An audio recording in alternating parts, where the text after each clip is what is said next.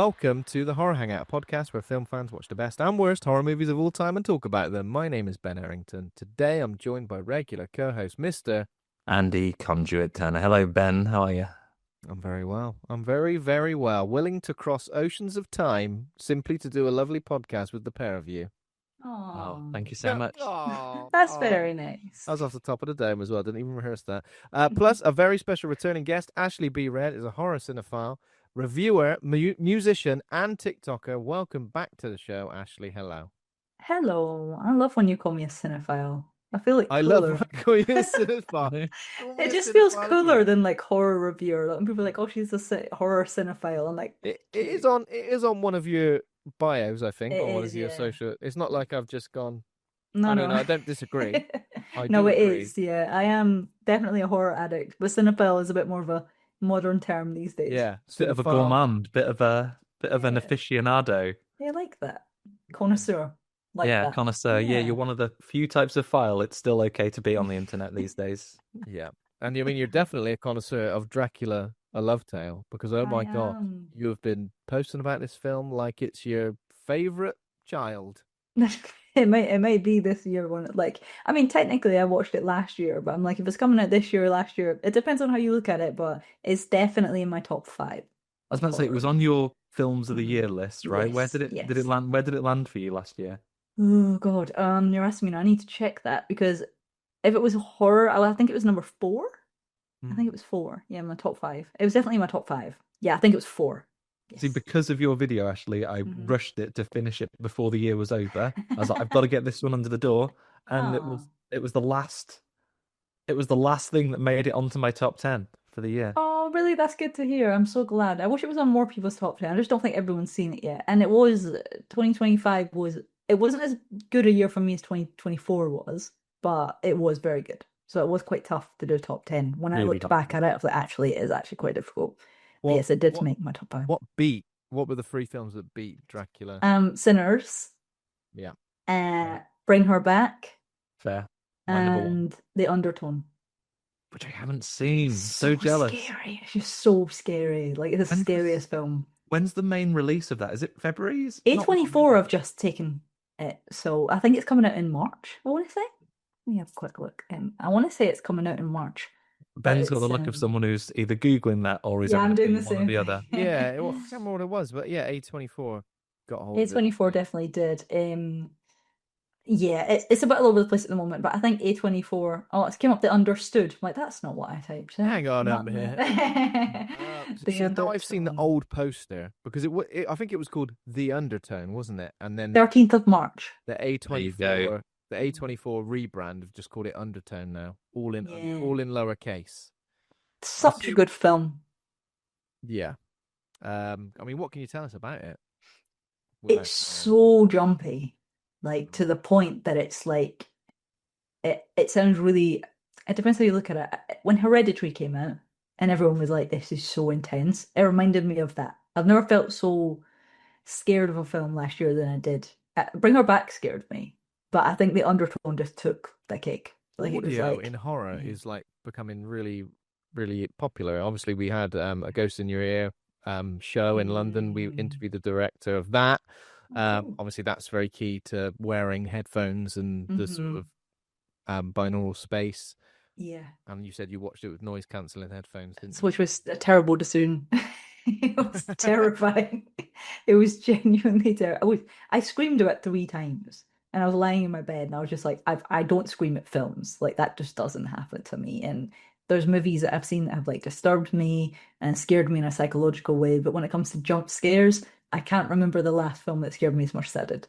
So that is it's kind of like religious, kind of like spiritual, very jumpy. But yeah, it's all in the sound. And because I've done like engineering, like I'm such a geek about sound editing, and I just think it's such a beautifully done sound. Like if the horror had Oscars, that would be the winner of the sound because that is ridiculously good. I'm really looking forward to this now. It goes to show like how important it is to watch a film like this in the cinema or with a really good sound setup, because if you're not watching it how it was meant to be consumed, I guess it's really difficult for those scares to kind of come across the way they're supposed to, isn't it?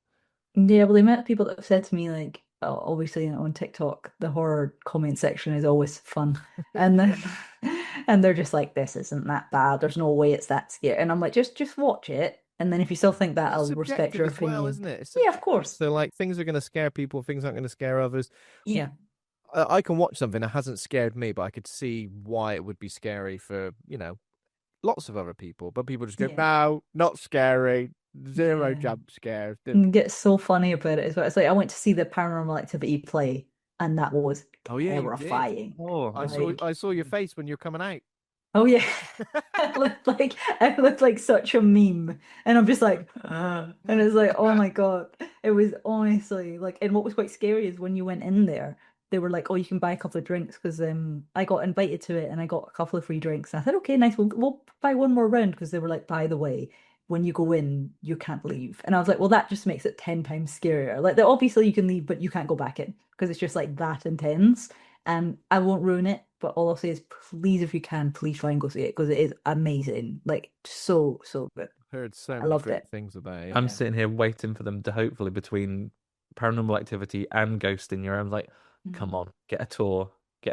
Yeah. Because let's face it, London is a very long way away from me, but I'm probably, if they do a nationwide tour, I'm probably close enough to the second place they'd do it. They'd probably do Edinburgh if they only did 2 cities. So you think they would do Edinburgh? Because Edinburgh's kind of spooky as well with like the sort of landscapes and stuff. I think it would be really cool in Edinburgh. Like, there's definitely a lot of like spooky places near there that do. They have like Mary King's Close and all the claustrophobic stuff. You think that would be a perfect theatre there to do it? Yeah, so, 222 was really good in the Princess Theatre in Edinburgh. It was incredible. I didn't see that. Oh, it's really good if you get the chance. Really good. Cool. Yeah. Definitely go see Paranormal Activity if you can. Yeah. But yeah, I mean, talking about Dracula again, this was one that I kind of was interested in, but it was when it started appearing on people's end of year lists that I realized, okay, I'm going to definitely have to check this out. As somebody who likes the work of Luc Besson and, Dracula, can't go wrong, really, can you? I feel like it's one of those stories where I'm all over it at all times. I've read the book dozens of times. Well, maybe not dozens, maybe like 3 times. That's a lot. That's quite a lot. I've read the book ones of times. I've read the book at least once time. Back in the day, I read the book. Back in the day, I read the bloody book. I've got a few different versions of the book, and I think every version of the story is kind of good. Nosferatu obviously is inspired by Dracula. That's great. Dracula, when he appears in other media, also, and we spoke last week about Dracula 2000, Dario Argento's Dracula, Van Helsing. Anything else, Andy? Keep those in your mind. I'm not going to tell you too many of them because I may have a little quiz for you when we finish proceedings today. A little Dracula quiz about different Draculas. We've covered Dracula on the show in different iterations as well. We've covered the 1932 Dracula. We've covered the 1958 Dracula. We've covered, as I said, Van Helsing, the 1920s Nosferatu, the new Nosferatu with you, Ashley Beamer. Oh yeah. Circle. What else? Something else? What are we missing? Argento's. Well, this one, that's going to be like at least 6 films now, right? We've got to do Argento's. The 50s one. Yeah, we've done the 50s one. Yeah. The first Christopher Lee one. We might have to do Monster Squad's got an excellent Dracula and a Van Helsing in it. Who does a big thumbs up, who I love. Oh, yeah. One of these days, Ben, the special bonus episode, maybe we'll do it for April Fool's Day. We'll do Dracula Dead and Loving It, which I fucking love. One of my favourite adaptations of the text. Hell yeah. Also, not Dracula, essentially, but Vampire in Brooklyn with Eddie Murphy. That popped up on the old In Search of Darkness documentary. Yeah. Oh, my God. It looks great. I've seen it before, but, like, it made me go, oh, my God, I forgot about that film. I need to go and watch it. The effects look great. Eddie Murphy's loving life. Blade 3 is a Dracula movie? What's that? Blade 3 is a Dracula movie. Dracula's in it. Blade 3 is a Dracula movie, yeah. I guess so. He's the fella from Prison Break. Yeah. Yeah. Wesley Snipes couldn't even be bothered to open his eyes at the end. He had to have them CGI'd open, allegedly. CGI'd. I haven't seen it in so long. I'm trying to think when I actually last watched it. As well. Triple H is in Blade Trinity. Triple H is actually got Pomeranian. Ryan Reynolds calls what's the actor's name now? Yeah, calls her a thundercunt. Yeah, what time? Oh yeah, I do remember that. That was him. That was him practicing to be Deadpool, wasn't it? Parker Posey. That's who he calls the thundercunt. Oh yeah, I do remember this now. I do. I think Vampire movies, vampire lore is just great. Like, it's so varied. I know we get from everything from big old scary monster bat people to glittery Twilight vampires. You saying that vampire lore being so amazing, men, reminds me of back when I was teaching, one of the greatest sign-offs I ever read. When we were teaching in Poland, was writing exercises. The kids used to go away and they'd bring us film reviews. Now, for the time we were there, the sort of early teens, sort of tweens to teens that we were working with, all the boys were writing about Avatar every week, and most of the girls were writing about Twilight. And one of the favorite book reviews endings I remember was from one of the students. She wrote, "Having read and really enjoyed Twilight, I'm looking forward to reading more books and learning more about vampires and their lives." Bless her.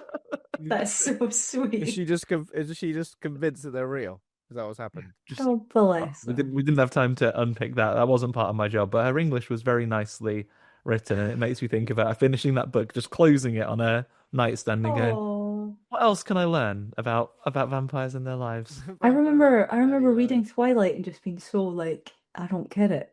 I didn't get it. Like, I didn't hate it, but everyone around me was reading it. They were like, "This is the most amazing," and I thought, surely I'll like it. It's the kind of thing I will enjoy. And I opened it, and then, like you said, got to the end, and I was like, "It's fine."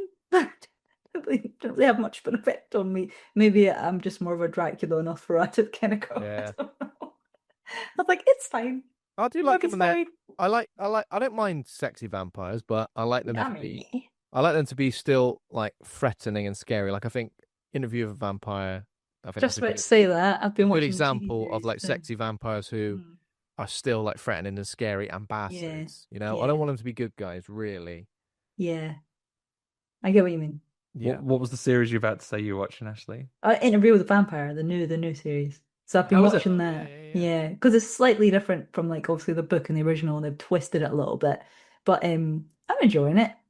Is it like you said? It's got a bit of like darkness to it. It's kind of evil, but they're also like attractive, and it's like they've kind of managed to put that in quite a good bowl all together, and just been like, okay, here's a bit of this and a bit of that, but it kind of works. I think it's fun. I'm enjoying it. Nice. Okay, Nice. right. Should we cover a tiny little bit of horror news before What's in the bloody news, Ben? into everything? I will quickly mention that an interview just gone up that Andy has done with the director Chris Mays and the star Ashley Lawhorn, discussing a film called Airshift, which is out now on Amazon Prime. It's an indie horror thriller about what tagline is: "Fear has a frequency." It's about a crazed psychopath takes someone hostage during a radio broadcast, and there are zombies in it as well. Yeah, so basically, the lady, they're running a failing radio station because they have to move out because there's some toxic waste under the property. It's going to cost too much to clean it all out, so they're just going to have to shut the radio station down. On one is going to be one of their last broadcasts. A man turns up who is a serial killer who's been on the rampage and holds them hostage inside the radio station, and then a zombie apocalypse happens. A zombie apocalypse. Yeah, really, really fun. I was teasing Chris to say, so you didn't want to put your lead through just one terrible situation, being held hostage by a psychopath. You're going to put a zombie outbreak on the same night. It's a lot of fun, and it takes a lot of inspiration from the sort of zombie movies of the 60s and 70s, which he grew up really enjoying. It's an independent horror film, so the budget is what it is, but I had a lot of fun with it. And I really like the approach. You two, both music heads, you'll enjoy this. They did a lot of work with actual indie bands from around their local community as well, and used them as part of the soundtrack, and they actually got to know the bands and chose the music for the season. Cool. And they play quite a lot of the songs just like in full. I think it's a nice way of doing it, involving more. Maybe, it's a fun little movie. That's really nice. You don't hear that a lot, that they have like independent musicians and stuff. Yeah. I like that. I do like a full song in a film as well. I hate it when there's a great needle drop and you only get to hear like 30 seconds of the song. I'm like, no. You're singing along and it's like, yeah. Or just get ready. There's a new Scream movie out this year. Get ready for tons of that. all of that. Yeah. Okay. More news. We've got a teaser trailer for Lee Cronin's The Mummy. I wasn't expecting this already. And I've heard precious little about what this film could potentially be about. But we finally got like a plot synopsis. So obviously, writer-director Lee Cronin, Evil Dead Rise, writer-director. It's released on April 17th. It is a Blumhouse and a New Line Cinema production. In the film, a journalist's young daughter disappears into the desert without a trace. 8 years later, the broken family is shocked when she is returned to them, as what should be a joyful reunion turned into a living nightmare. I reckon she's returned to him as a mummy. As the Mummy. Here's the mummy. I'm looking forward to Lee Cronin's The Mummy. It's hard to maintain the same level of excitement, of course, now that we know we're getting a continuation of The Mummy with basically all the people that all of us of our age fancy is coming back as well. Oh yeah, this whole like triangle of people that everyone's like, oh yeah, they're back. Not just a triangle. Fun. This is almost a hexagon. I know. It's actually quite fun though. It's good for like the millennial people. They were like, yeah, it's coming back. Hell yeah. Are we all I'm still looking forward to this. Yeah, just about. Yeah, I was gonna say. So it stars Jack Rayner, who was, I think that's the guy from Midsummer, the one who ends up getting bared. Jack Rayner. And oh no, on fire. Not that guy. Boyfriend. Yeah. Laia Costa, Veronica Falcon. This is interesting because I didn't know what they were going to do with this. Obviously, we've had Universal monster movies. Have had a bit of a, we've had Frankenstein. We've got Dracula. We're talking about today. The Mummy, obviously, has probably had the most recent catastrophic failure in terms of the Dark Universe stuff and the Tom Cruise film, which I don't remember anything about. Do you remember? I didn't watch it. We watched it years later. Like Karen was like, "Oh, there was another Mummy film. Shall we watch that?" And I think there's some good stuff in it, but just it hasn't got quite enough hooks. And then it tries very hard to, again, like forward a franchise that just didn't have the traction. Do you remember that weird trailer that leaked where they hadn't soundtracked it properly, and it was like the characters on a plane for this film, The Mummy. Yeah. And it was just them like going, and it had no music and no other sound effects. I didn't see that. That's so random. Well, there's the other thing as well, is that they did that incredible stunt work for real. You know, they do incredibly dangerous stunts and then put so much CGI over the top of them that they don't look real anymore. Yeah. Just have it a little bit more choppy, a little bit more raw, and it would show off this incredible thing that you've done. It's come back to me while we were talking, is that The Mummy, the one where Tom Cruise ultimately kisses the mummy to death? Oh, I couldn't tell you, mate. You could tell me anything happened at the end and I would believe you. Yeah, like, yep, cool. Tom Cruise runs away from the mummy. Does never such fast sprint. Yeah. It kind of annoyed me though, because I feel like around about that time, Sophia Boutella, the one who plays the mummy, or was it Ahanet or something like that. She was in so many good things. She was in Atomic Blonde, Climax. I think it was that Gazelle in Kingsman. Is that her? Yeah, you're right. Gazelle in Kingsman. She was so kick-ass in everything. And I think then she was in Rebel Moon is the most recent stuff. She's the lead in Rebel Moon. I still kind of feel like she should be the number one star on planet Earth. And I'm just so annoyed that it kind of like didn't really come to fruition. But I guess she is still doing really well. She'll be back. In Avengers Endgame. Yeah. And the last piece of news we've got is, I just mentioned the trailer. Not much is really shown in the trailer. We just get like some creepy hands, creepy face, someone waking up, and also Lee Cronin has described it as 1 part poltergeist, 1 part Seven. Okay. Yeah. So I'm guessing like some sort of procedural where they're trying to find out what happened to this missing person, and then someone comes through the telly and puts your head in a box. There's a massive toy clown coming alive and a big old chef under the bed, bunny. and then makes you get really big and fat and stay in the bed all day. Yeah. I'm looking forward to this though.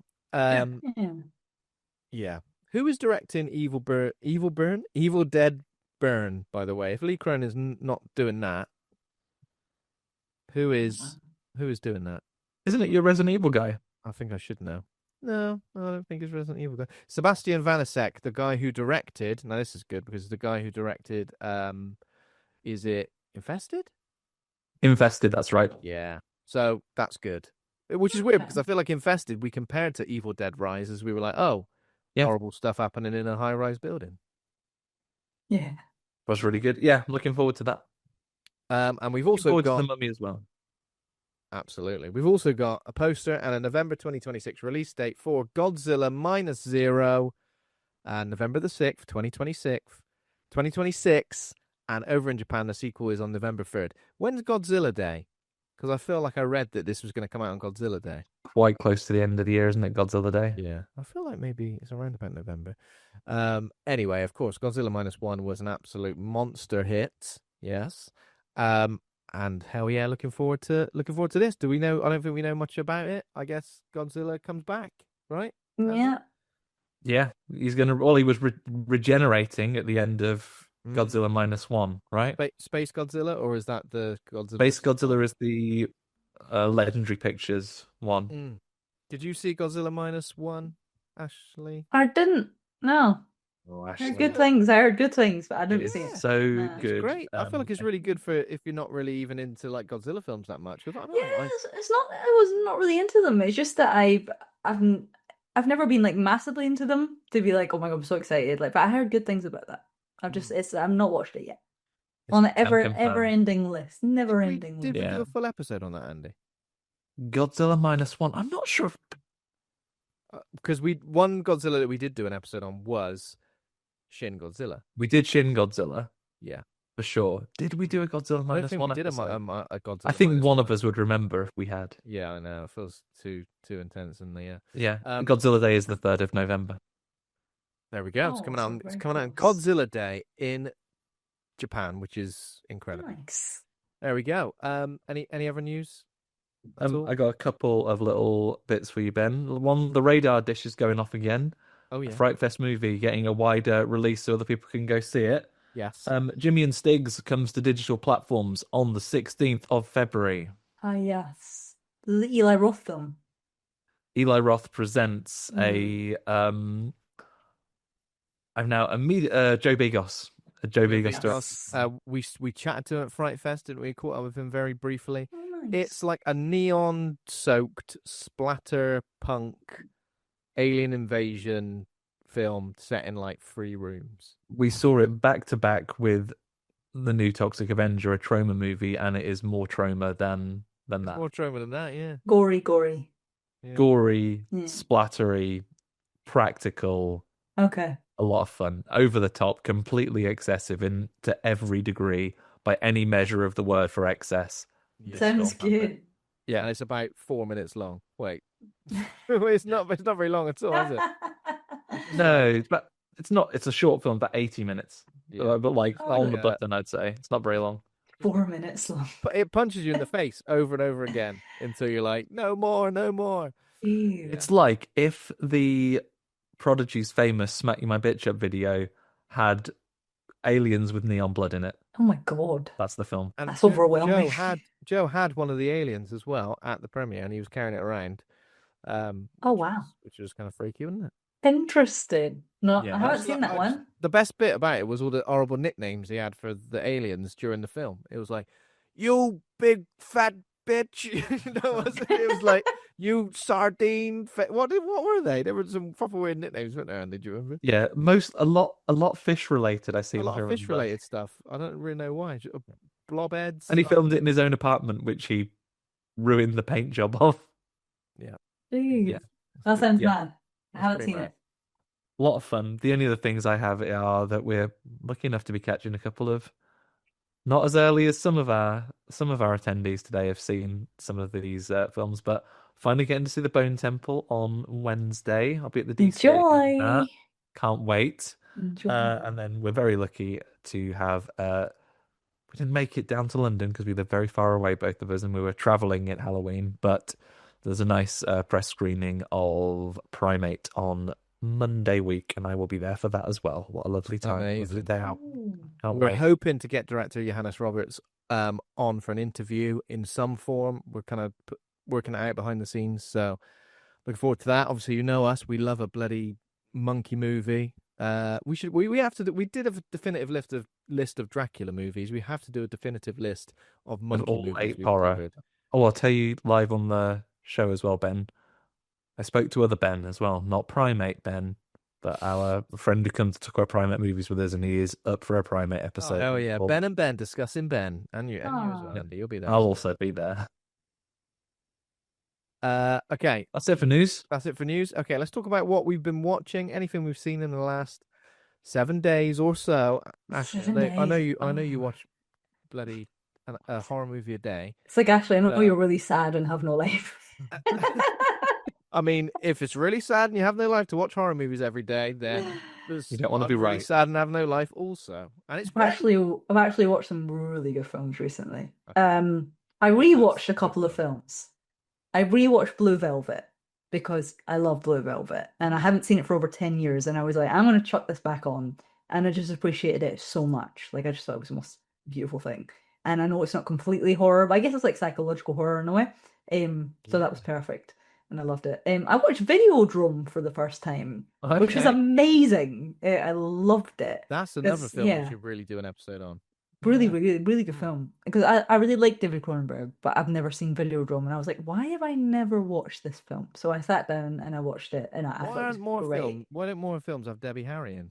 Eh? Yeah, do you know what? I love Blondie, right? The whole film, I didn't realize it was her. I was like, who is that? The whole no. film. I And I was recognise like, her. I totally recognized her, but I couldn't put my finger on who it was. And at the end, I was like, wait a minute, hold on. And I was like, that's Hang on a Debbie Harry. Yes, I love that. I rewatched Antiviral, which is Brandon Cronenberg, which is Yeah. such an incredible film that you should watch if you haven't seen it already. It's quite a tough one for me because I have a needle phobia. So I wanted to rewatch it so I could kind of like watch it properly this time, because the first time I watched it, I was like, oh my God, I might have like hiding, and I was a bit stressed out. But Caleb Landry Jones plays Dracula, which is coming up, so it's relevant to that. But that's the first thing I seen him in properly, and I thought he was amazing. I was like, wow, really good. I've been meaning to watch that for a while. I really should. I did see you post on Instagram as well a little poll talking about who Yeah. David Cronenberg or Brandon Cronenberg. I mean, it's a grey area. It is. I don't know. I would say I like David more, but after watching that a few times and seeing his films affected me more. Like, I walked out of Infinity Pool because I was so stressed out. I was like, this guy's amazing. I'm really, really stressed by him. And that shows a good director, in my opinion. But then I look back at David Cronenberg films and I think, nah, he's still better. He's still better. Like, there's other stuff that I like. I guess he's got more of a like distinctive style, hasn't he? He's so good. Love him. But you know, like I loved Possessor. That was Yeah, I was about to say Possessor 2020. is one I feel we've been. I think we just missed doing an episode when it came out because it had a funny release schedule around the world. So good. Yeah, But we probably left it enough time between drinks. We could watch that again and do an episode on it now. It's such a good film. Yeah, I watched the uncut version. Watched the uncut version on Shudder. So good, like it's crazy. And Pool was good as well. Was that sorry? Infinity Pool was good as well. Oh my God, Infinity Pool stressed me out. I was like, I watched it in the cinema and I was like sweating. I was like, I don't know why I'm so stressed out. That's the only time I've ever left the cinema because of panic. I have to leave. And I was on my own. And this was a good couple of years ago. But that was when I just started going to the cinema on my own. And I guess I wasn't really used to the feeling of it. Now I love it and I look forward to it. It's great. But yeah, it stressed me out. But more quickly is I went to see The Housemaid, which I thought was really good. Oh yeah, I actually enjoyed it. Yeah, I thought it was really good. It's had like mixed reviews, but I have things. never read the book, so I can't compare it. But my mom literally just finished reading the book, and she was like, "Tell me how it is." And I was like, "I will. I can't compare it because I haven't read it." But I thought it was good. I thought it was the acting was really good. It was intense, like it was gorier than I expected it to be. And the cinema was funny because the cinema was really busy, and I was just sitting on my own with my little lunch and everything, and everyone was like, "Oh my God!" And I was like, "It's not that bad, chill out." But it was like, I watched Antiviral yesterday. Yeah. You just, I mean, even certain scenes in that I still can't watch, but it's not that bad. It's just because of needles that I'm not good with it.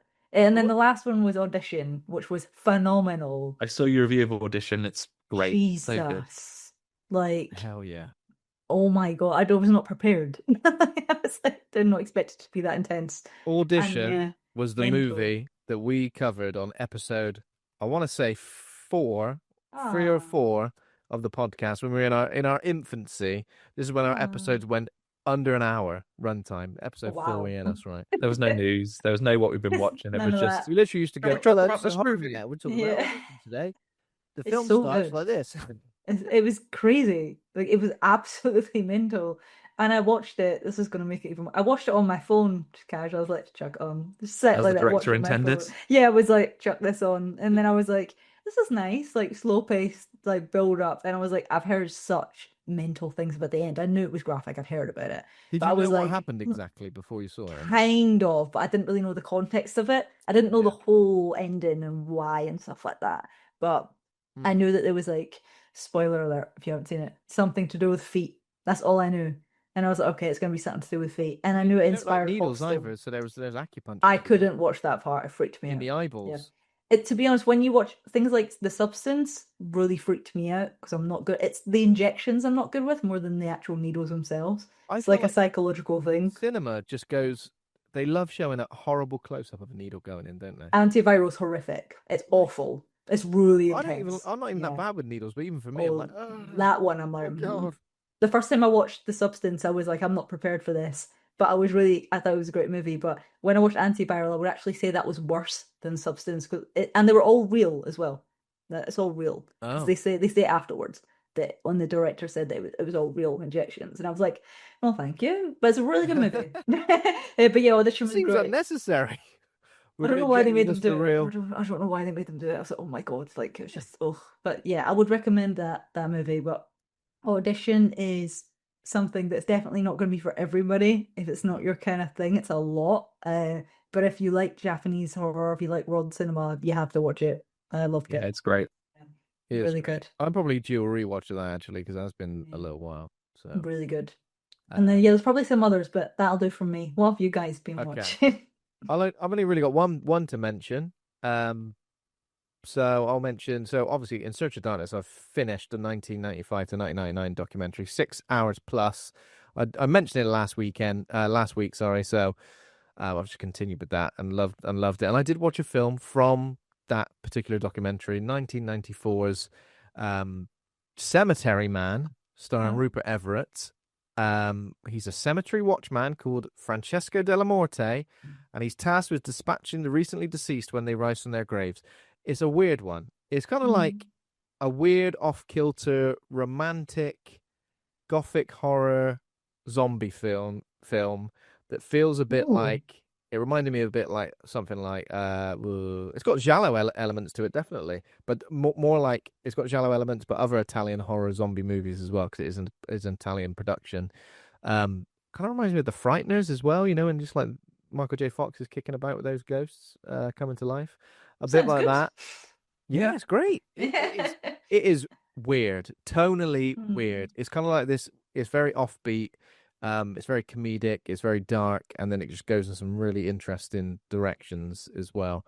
I recommend it. It's on Shudder. So on Shudder? It's on Shudder, yeah. Watch that. Go and check it out. Rupert Everett doing his best. I mean, I can never look at him and not see him dressed as a lady in St. Trinian's. So oh my God, yeah. Seeing him as like a heartthrob in this is it's great. But yeah, it was a really good. It's one I've been meaning to get around to for a while. I think you mentioned it, Andy, and I think I've misunderstood. Yeah, I've been meaning to watch it for a bit. Yeah. There we go. That's it for me. Even less from me, Ben. We've had a busy week at work, but there is one little thing. Back on my bullshit, Ben. I have returned at long last after a little hiatus where we had to finish up the year and being a bit sad because their love interests keep dying. I was back on a new episode of Friday the 13th, the series. Season 2 continues, and I'm watching a new episode. It was called 13 O'Clock. What's the series? Friday the Why do I not know about this? Is it awful? Oh, no, I love it. Andy has been... What have you been doing? Shouting from the rooftops about Friday the 13th? Slowly working my way through a series, which is Friday the 13th, which has one mention of the actual unlucky day, Friday the 13th, but no actual occurrences on that day. Jason Voorhees does not appear. It's about some people who inherit an old curiosity shop, which used to be owned by their uncle, who made a deal with the devil, so everything in there was cursed and was very bad. I've never heard of this before. They're recovering all of the mystical items. A challenge for you both before I tell you what happened this week. What do you think the secret item and the curse could have been in an episode called 13 O'Clock? Grandfather clock. Not Not a a grandfather clock, then. Pocket watch. The mask. Was a pocket watch. A pocket watch. Is this, again, what would become the inspiration, but in a lighter tone, for 90s children's television classic Bernard's Watch? It is about a... Well, it features a couple of things. There's a couple of characters who have the cursed item at various points, but there's a special pocket watch, and the very specific rules of this curse, I don't know how you would ever work out that these were the rules, were if you do a murder on someone and then be at a specific underground train station at precisely 1 a.m., then the clock does like the Vecna noise and becomes 13 o'clock, and then you have an hour where time is frozen and you can do whatever you want.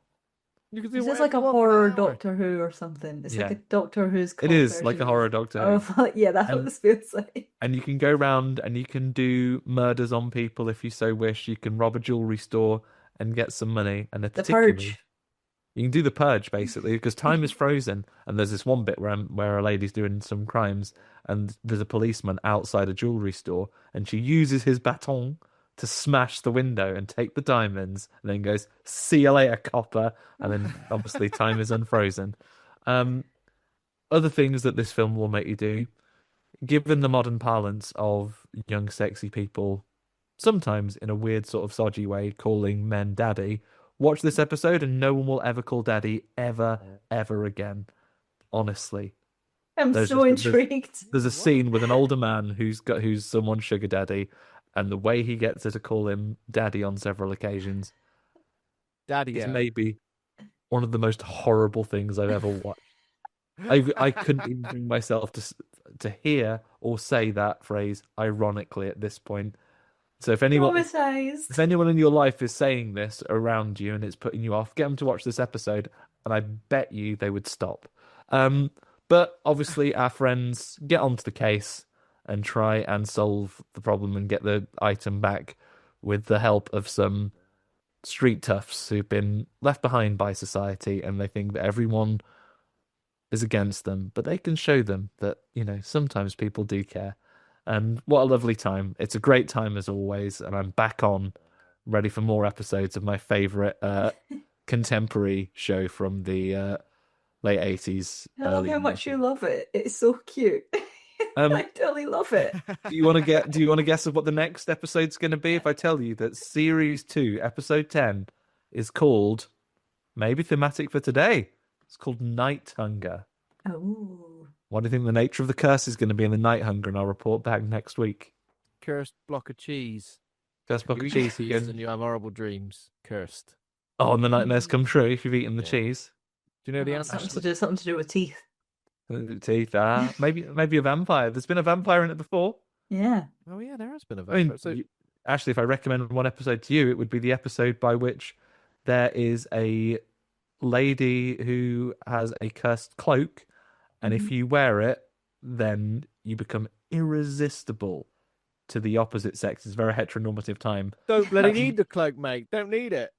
I love you being that me, like, so just in case you fancy watching. Well, no, this is why you might like it, because he's also a vampire, did I forget? Oh, okay, I get you there. Okay. And they go, and through the nature of some other kind of magic, which I now don't recall, the heroes also go back in time to Victorian London and team up with Bram Stoker against the vampire. Oh, that's actually quite cool. Okay. Yeah, you see, I knew you'd be on Yeah, board. Bram yeah, Stoker that was against it. the vampire. This is Yeah.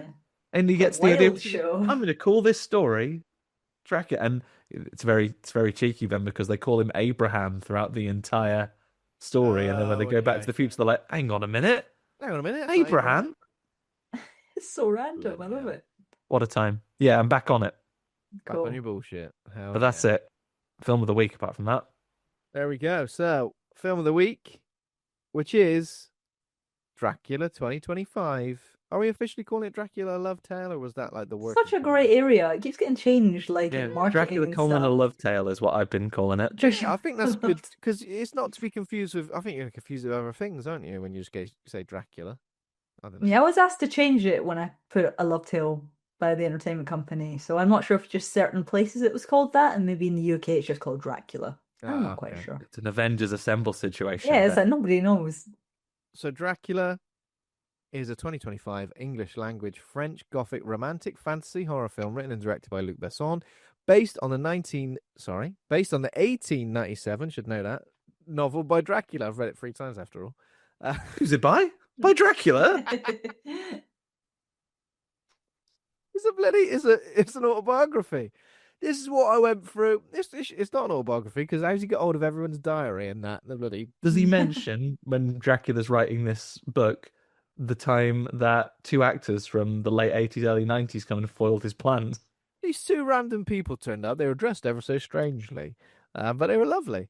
The 1897 novel Dracula by Bram Stoker stars Caleb Landry Jones as Dracula alongside Christoph Waltz. Zoe Bleu is theatrically released in France on July 25th, so that's already happened. But North American release is the 6th of February. In the UK, it's currently available now on streaming and DVD, Blu-ray. Correct? Is that right? Yes. Yes. Okay. I was looking towards you then, Ashley, because you already. I've said that many times. You're the expert on the matter. Yeah. So, in terms of plot, when a 15th century prince denounces God after the devastating loss of his wife, he inherits an eternal curse. Condemned to wander for centuries, he defies fate and death itself, guided by a single hope to be reunited with his lost love. Just get over it, will you? Bloody hell. Only joking, of course. But he's sure you get over it. Stop telling him to, Ben. Bloody get over it. It's been 400 years. He loves her so much. He loves her so much. I couldn't remember what someone looked like after 400 years. I'm like, well, they've had maybe you, Ben. I'm not saying that you and Charlie don't have a laugh, but have you had as much of a laugh as Dracula and shoot this his gun wife in the did? bedroom? Teaching her to shoot a gun inside. Shoot this gun. Now you got to go and do a battle. I can't be bothered. Can't we just literally just have sex against this wall? No, literally the men are like pulling you out of there and go, put this armor on. Literally, did you just say literally the men are pulling him out of there? Yeah, the room. Literally. Listen. Literally though, they did. They literally did. No, put this armor on. You gotta have a battle. Put your big dragon armor on. I don't want to. I'm bored. It's boring. Like trying to put socks on a toddler. Come on, you're going to school. So, Choice Letterbox reviews. Jacked Nerd says, Luc Besson's reimagining of Bram Stoker's Dracula is its own creation of nature beyond scientific explanation or understanding. It's its own creature of darkness. 4.5 stars. I've got another review here, and I haven't saved who wrote it, so who knows? Could be anyone. Frankenstein ain't the only gothic horror romance masterpiece this year, and it's crazy that Christoph Waltz is in both of them. 4 stars. From Bram Stoker. Aurora says, great, thanks, Caleb Landry Jones, for making the bar for romance unrealistically so much higher than before. 3 stars. Yep. And then Ziza the Frog says, the longest perfume advertisement I've ever seen. 2.5 stars. Also the best one, though. Yeah. Oh, yeah, because perfume adverts suck, don't they? They're usually just like someone, usually Natalie Portman on a rooftop saying, desire? And jumping off into the sea. Off. And what, to her death? Is she dead? What about the one where there's like, what fragrance is it? It's like 2 barristers on the moon. Oh. Doing some dancing. Well, that's what the fragrance is. No, it's like a golden coloured one, but it's it's nonsense. They come out of like the opera or something. J'adore. And then the barristers doing like a big dance on the moon. Yeah. Could be that. There we go. So Ashley, you're a big fan of this film. What would you say its biggest strengths are for you? Do you know what? I remember when they said Caleb Landry Jones was going to be Dracula. Like one part of me was like extremely excited because I think he's a great actor. But the other part of me was like, he's not someone I would choose to be Dracula. Like he's very unique and he's a beautiful actor, but he's not got that sort of conventionally like attractive sparkly look to like what you think Dracula would be, especially like when it comes to for women, which is so interesting because I could talk about this all day. The amount of women that are now like, this is one of the best representations of Dracula because he doesn't have to be some like crazy tall sparkly vampire. Like he's so alluring just as an actor. So I think he's massively paid off a massive part in this. And I would just say it's so beautiful.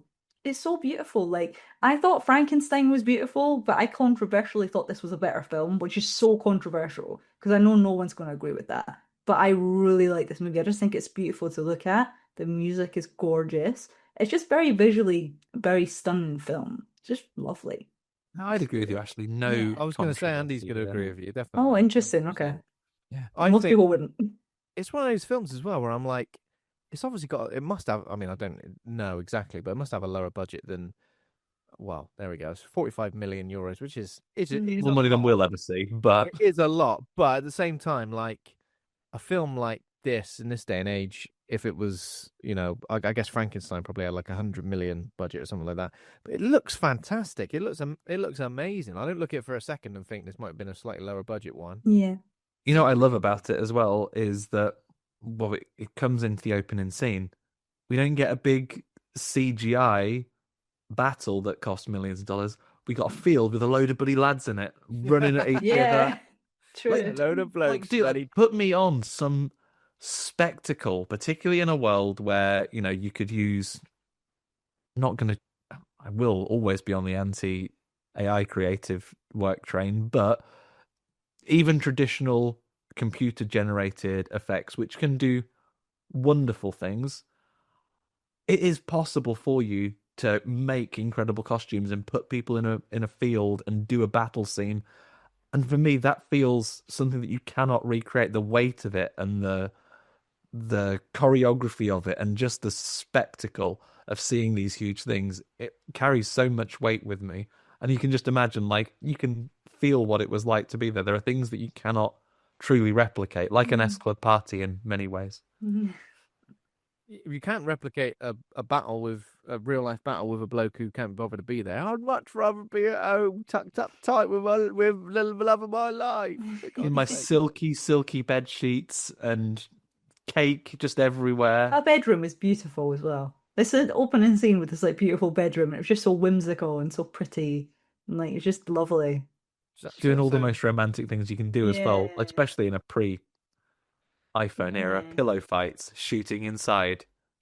And also, fun fact, I heard this, that apparently when he gets taken away from her, there's a part where she looks down and holds her hand down, and apparently she was pregnant, but they never talk about that. And I think that's really interesting. Yeah. Look at it next time you watch it. With a little and I didn't realise that. And I was like, oh, that makes it like interesting.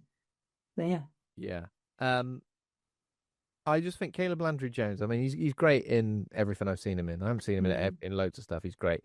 I don't want to be disrespectful to him. I'll just say unconventional looking is correct. Yeah. I think he's a bit like, and again, this isn't me I'm not being mean. He's a bit like reptilian. There's something there's something a bit unnerving, creepy. Yeah. His mouth is kind of quite wide, like No, I get what you're saying. Like he's not conventionally like Luke Evans, but then again, Dracula, like one thing I will say is like Gary Oldman. I feel like there wasn't anything that conventionally attractive about him in Bram Stoker's Dracula. I think he has got this very like unique look that serves that film, and Caleb Landry Jones has a unique look that serves this film as well. Yeah. Especially when he's like all old with his big hair. Yeah. I love his big hair and he's old. Yeah, the grey. What I will say as well, Ben, just to feed off what you said there, like a vampire. You said he looked, he has a bit of a reptilian look about him. Perfect to play a member of a royal family, then, isn't it? See what I'm saying? Perfect to play a member of the lizard person. Yeah, and he always looks different. No matter what he's in, he looks different in every single film he's in. He's fascinating. I watched an interview of him about this film as well, where he's in costume. Don't know if you've seen it. I think it might be. I have. And he's doing the accent the whole time. He does it all the time. He's like a method actor. Accent, but he does a perfect Scottish accent too in one of the films he was in. Like he stayed Scottish for like 6 months. Didn't change it. Yeah. It was bizarre. I was like, the first one, I was like, where is he actually from? He's from Texas, apparently. Where are you bloody from, Caleb Landry Jones? He's from Texas. Are you Romanian? And they were talking about the armor as well. The armor they put in him was apparently like really light, like almost like aluminium. Like I love the armor with its scary dragon teeth. Yeah, I like that too.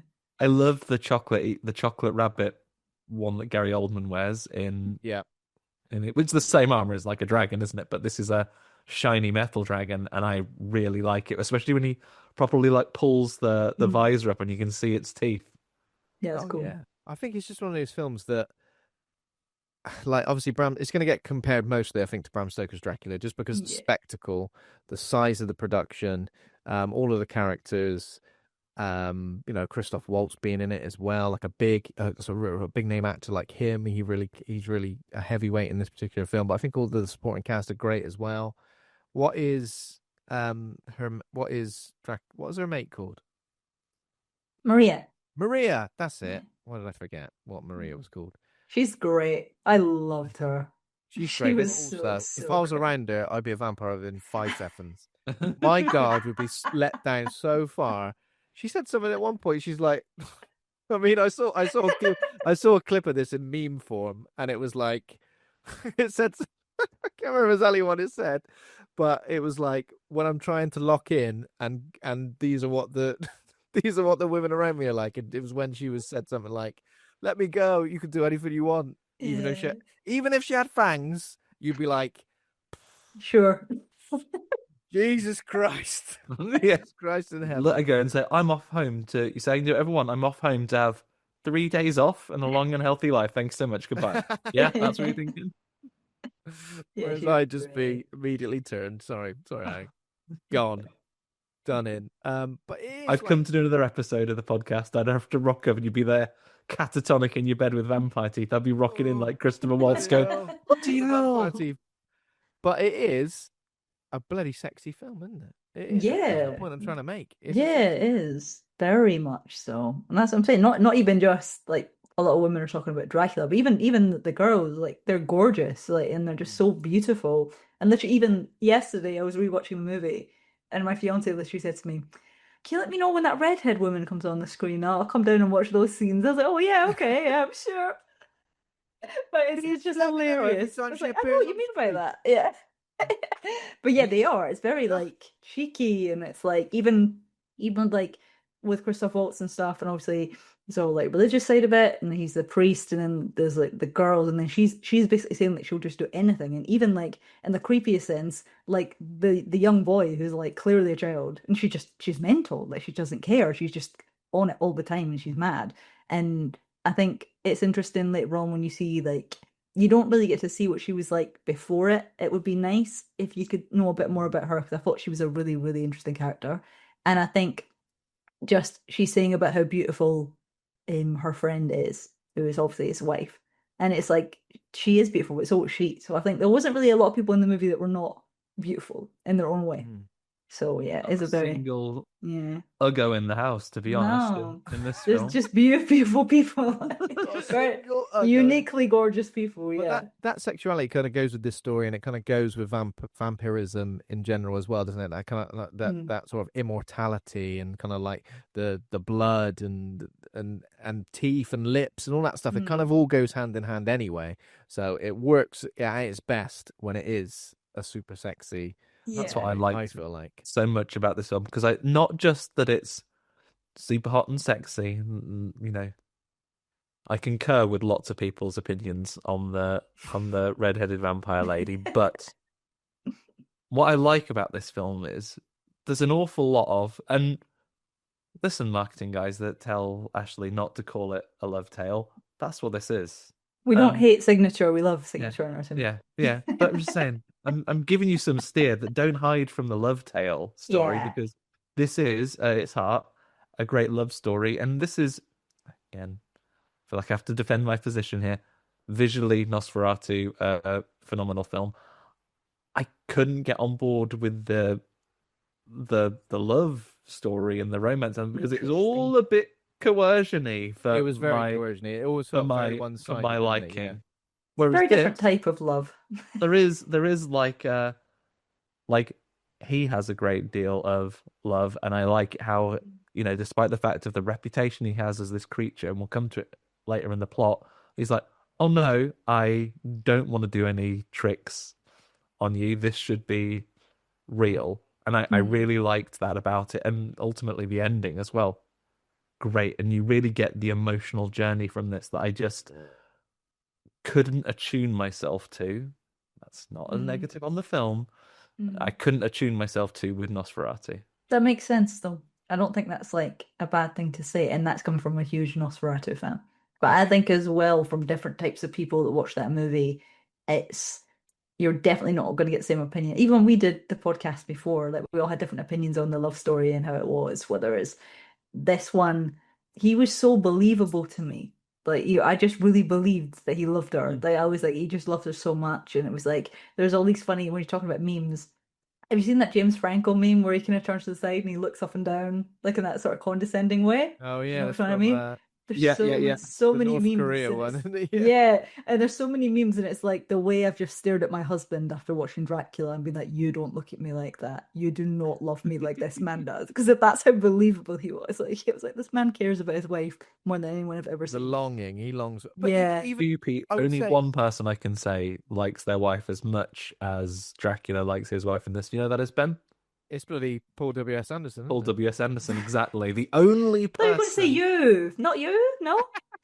I'm not in Well, films. If I compared to was, bloody Dracula, as I said, if I was, 400 there'd be a years top later. 3. Ashley is what I'm saying. Me, Paul W.S. Anderson, and Dracula. 400 years later, me and the redhead have had a very long Her process. name's Maria. She Oh helped me. yeah, sorry, Maria. Yeah, Sorry, Maria. Ben have names, not like you and Jim Davidson think. I will also say that I think this even like beats the love story in Bram Stoker's Dracula, because I feel like that. I takes think a it bit does, yeah. backseat. I feel like in that film you're kind of a bit annoyed at Dracula, where you go, "Leave her alone. She loves Yeah. someone else." She Yeah, yeah. No That's Dracula. Keanu Reeves, who's doing a great English accent. Leave him alone. Whereas I do like old Jonathan Archer in this one, but he's a bit wet, and He was good. I just didn't. It was that sort of way that you were like, I have no feelings for this man at all. Like I don't You'll care meet if he someone doesn't. else, Jonathan. Yeah, you'll be fine. Move on. is essentially that, isn't it? Well, yeah, exactly. And you feel like this Dracula, you want him to move heaven and earth in order to get back to where he needs to be, in a loving relationship, shooting guns in the bedroom, having a pillow fight. I don't even need to be in the romantic relationship. I'd just be their mate that sometimes hangs out with them. Should we go and see what Andy's up to this weekend? Yeah, why not? That'll be fun. Should we go to the fairground? Should we go to the Yeah, fairground? It's gonna be well. quality. It's gonna be quality. We'll shoot some guns. We love that. Bearded lady. That's a great scene. Love Can the I watch you fairground. feed the mermaid? Yes, you can. Yeah. I think the fairground part was so interesting too, because that was another part where I feel like you saw a lot of vulnerability from him, because he was almost like shy in a way, and I never see Dracula like that. You never see that sort of like shyness, and I thought it was quite sweet. It that felt you kind like of saw that he was there. the third wheel on a date. Yeah, he was just like, Those- "No, fine, thanks." So I'm those here." two were And I on a was date. like, "Oh." Yeah, Those two were on a cute. date, and he was like, He was like, "I'm here." There could have been a little cut scene where, like, when he'd like made her a little bit cautious, and then she's gone, "You promised me some hot chocolate," and she's gone, "If you've gone stupid, stupid, stupid," as they went away. "Oh my god!" I mean, as I said, the Wikipedia plot is quite threadbare. So I guess, like in terms of the way Let's it have a little- starts. Should we have a little rewind to where he becomes Dracula? Because we've talked about the battle scene, which is Yeah, an sorry, I incredible jumped start. ahead there chatting about the other. No, That's we're okay, too we can- excited is all. we can Yeah. chat about it. But ultimately, his wife is killed in like a shocking, like a horrible scene, right? In like in a pre-Princess Diana world where there are the landmines of their time, big bear traps in the snow. Oh my god! The horse what gets what an chopped. analogy that is, Andy. I love that. That should be the tagline for this podcast episode. The landmines of the day. And what ended up? Oh, okay. You were doubting what killed her? No. Paparazzi. Oh, Jesus. The royal family, yeah. Again, no, not in this case. This time, the royal family were trying to save him. So yeah, the guys are sort of approaching. She's trapped in that field. She's stepped in a bear trap herself, and you see old Dracula, the Count, is trying to get to her in time.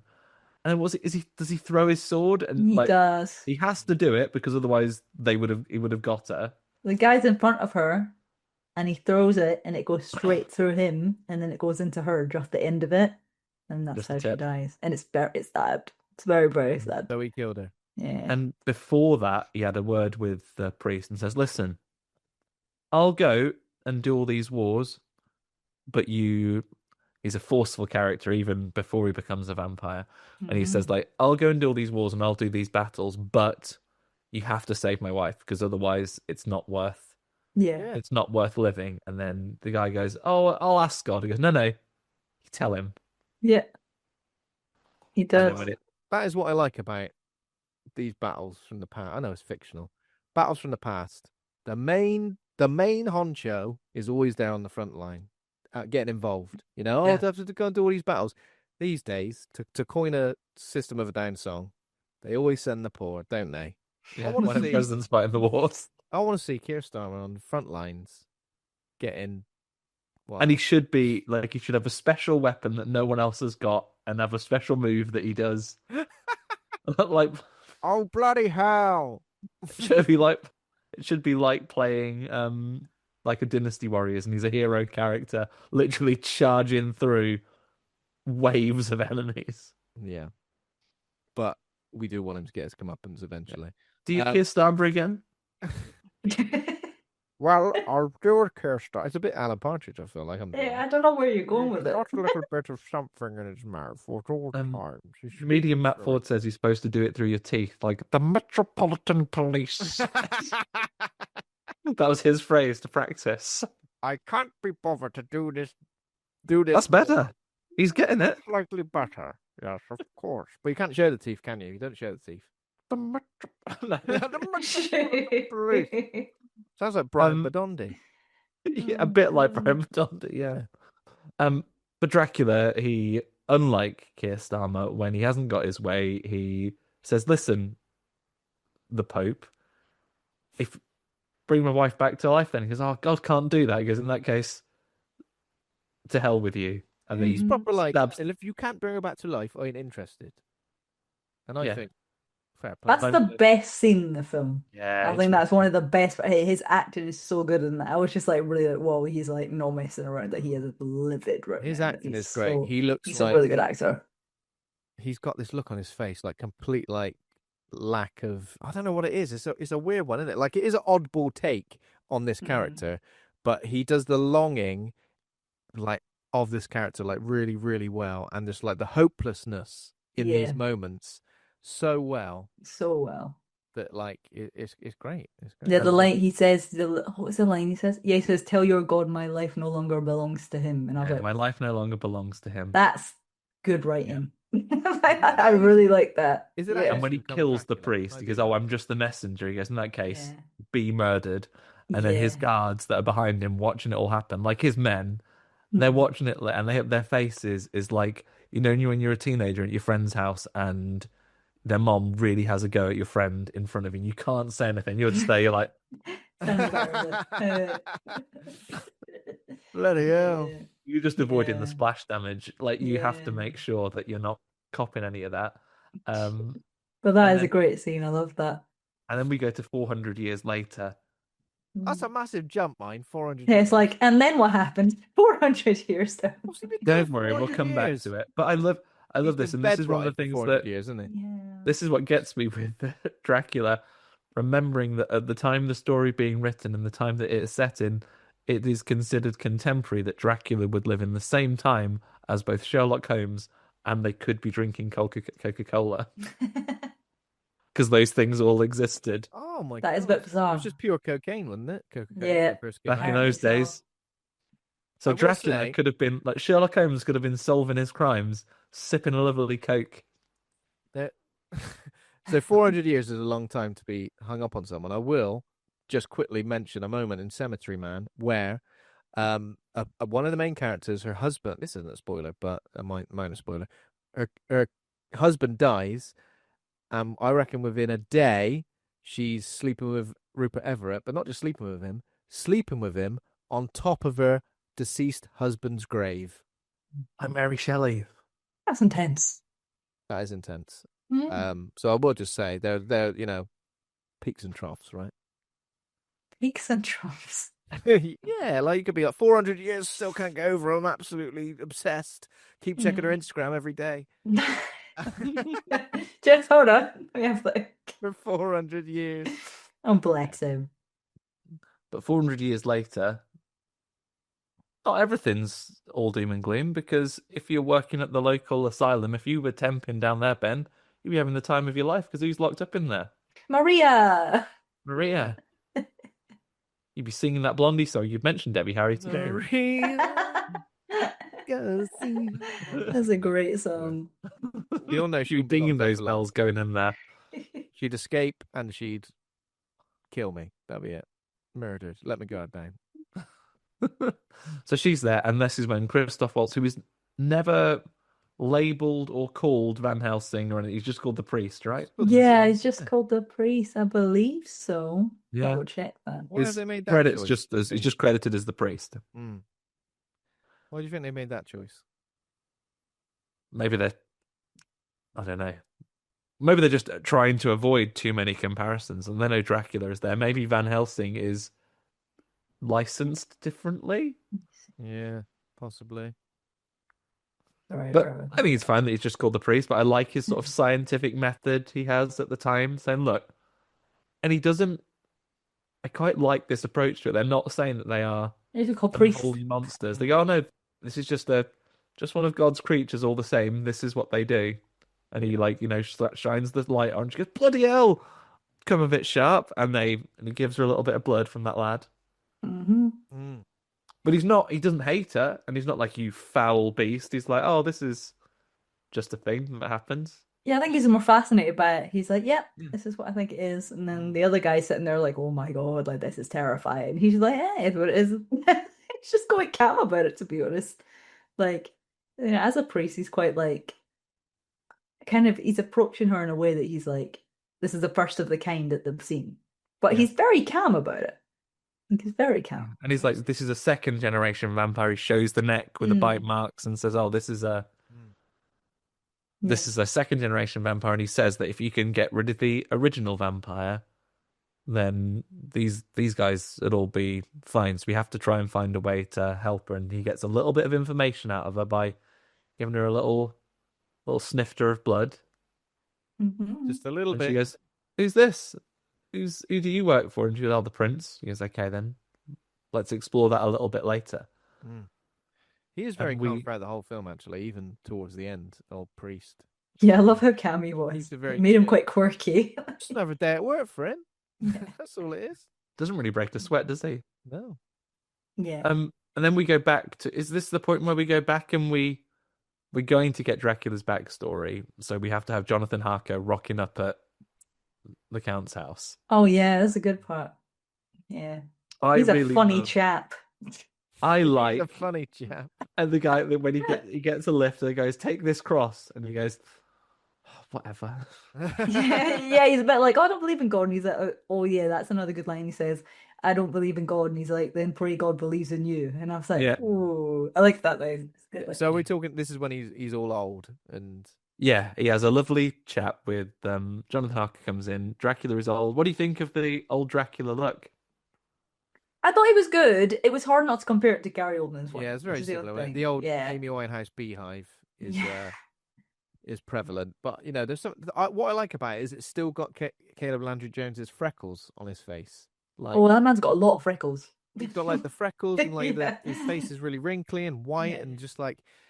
Again, he's terrifying, but like he does the menace really well, but also like there's something about him which is very alluring. I feel like it's a very it's a weird performance because it's a very Dracula-esque performance where it makes you kind of drop your guard as a viewer in a way that like he is doing that to everyone surrounding him as well. So it's really good. What I like about him in this scene is it's not at this point that he ever even plans to kill him. He's actually not inherently an evil person that's like, aha, now to get this guy.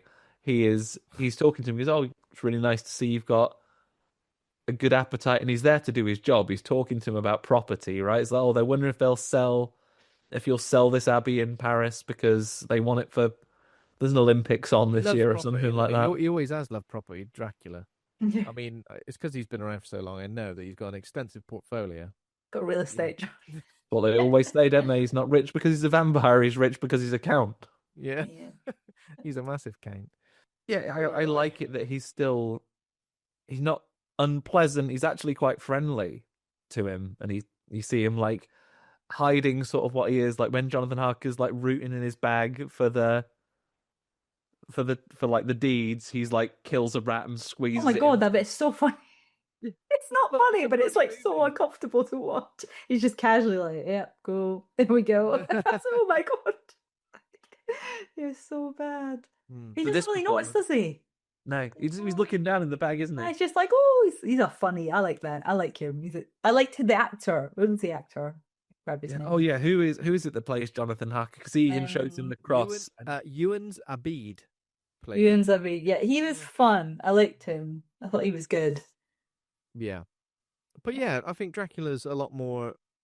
You kind of wouldn't mind staying in his gaff, would you? Whereas in Nosferatu, you're like, it's absolutely hanging in here. He's like, stop standing so close to me all the time.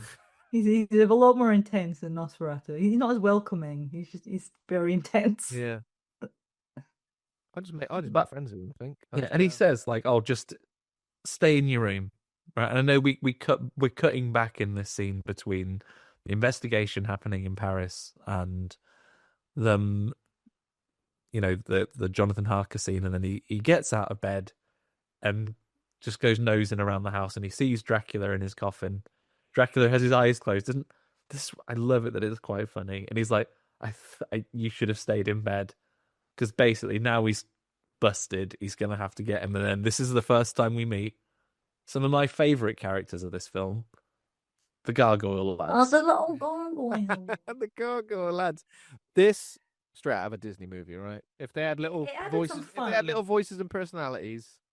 Like when they came out, I was like, "Oh, hello." Where did they come from? Like, they're kind of cute. Yeah. They punch Jonathan Harker out with their stone fists.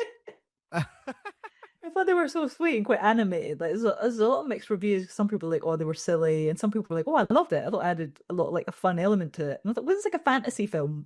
I thought it was fun. I think I liked it. I thought they were really cute. Yeah, definitely. Yeah, I think, you know what? Not to sound too harsh to critics, everybody, but when people go, "Oh, those gargoyles were silly," you're silly. No opinion. I think it kind of just fits the film, doesn't it? It's not like it's not like completely out there. I mean, it is out there, but it just kind of fits the film, I think. Yeah, I liked it. Yeah, I like it that we like it. We just have these little lads that do his bidding, and then the next thing, Jonathan Harker's hanging upside down. They've got like a little bowl underneath him, trying to get ready to catch all his blood. Yeah. Oh yeah. It's like they're cute, but they're like, they know what they're doing. But then Jonathan Harker, not a complete idiot, because Dracula, a man of honor and manners, goes, "Right, fair enough. I am going to eat you. Drink all your blood after the all the blood's rushed to your head." And he gets the cross out, and he goes, "I thought you didn't believe in God." He goes, "I've just started."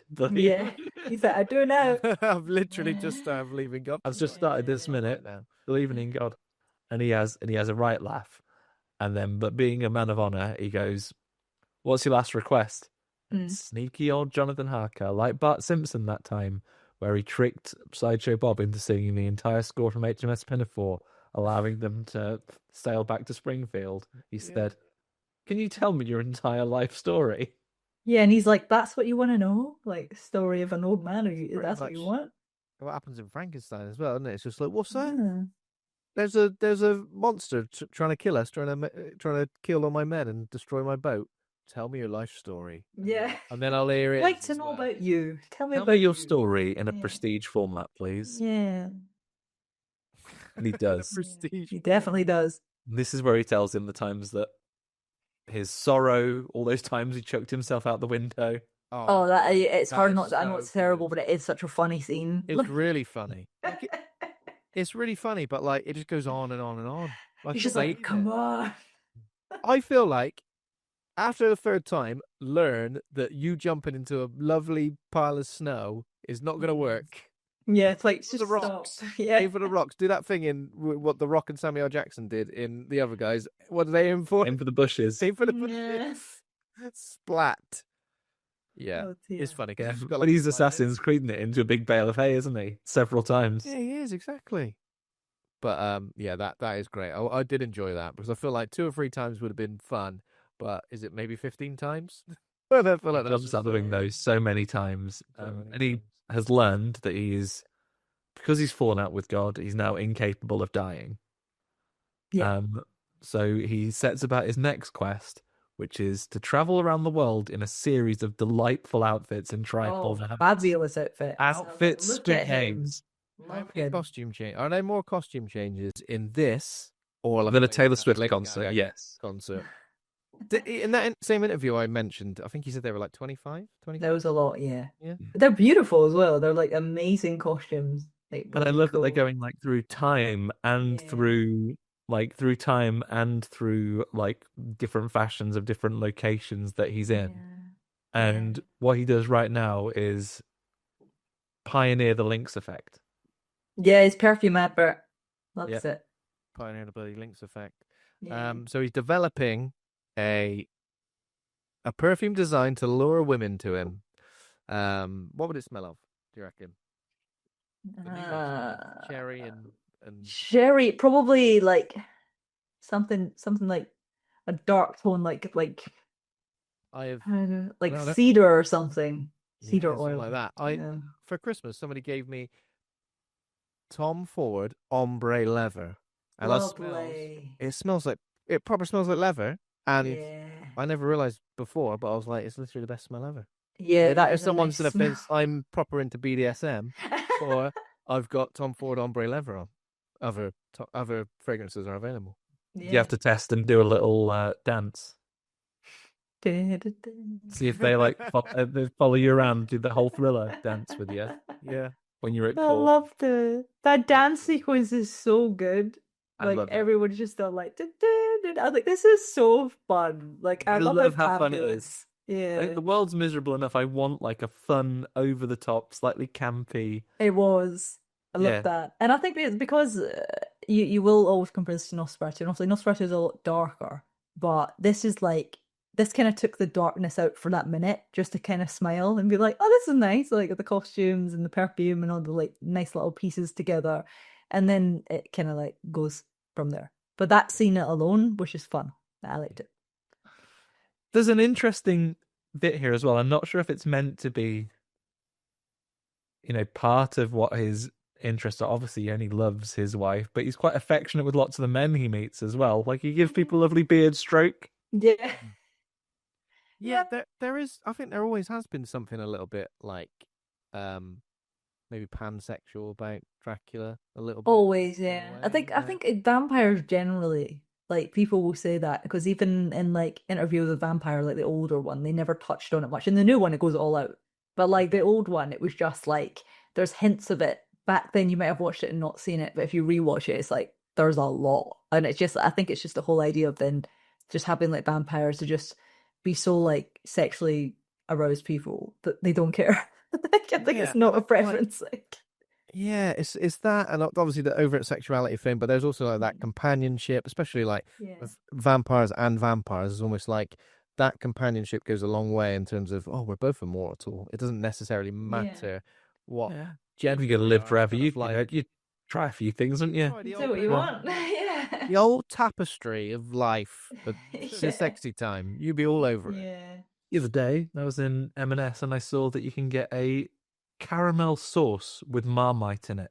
Oh, Like a product exclusively for vampires. Only if I was immortal would I be like, that's horrible. I'm going to try everything eventually. No. That's going to come round. Do it, mate. Just get around to it.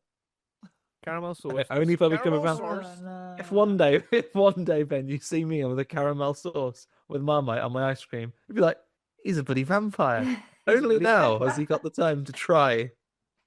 Oh yeah, try it all, mate. Trying it all. Jeez. Yeah, that's Marks and something. Spencer's love that. They're always sticking Marmite things. Marmite and peanut butter, they do. It's disgusting. I mean, it's weird. Marmite peanut butter's good. That's a good time. Marmite in anything is the worst thing I've ever tasted in my life. I'm sorry. I'm a Marmite hater. I'm definitely a Marmite aficionado. I love Marmite and cheese together is a great combo.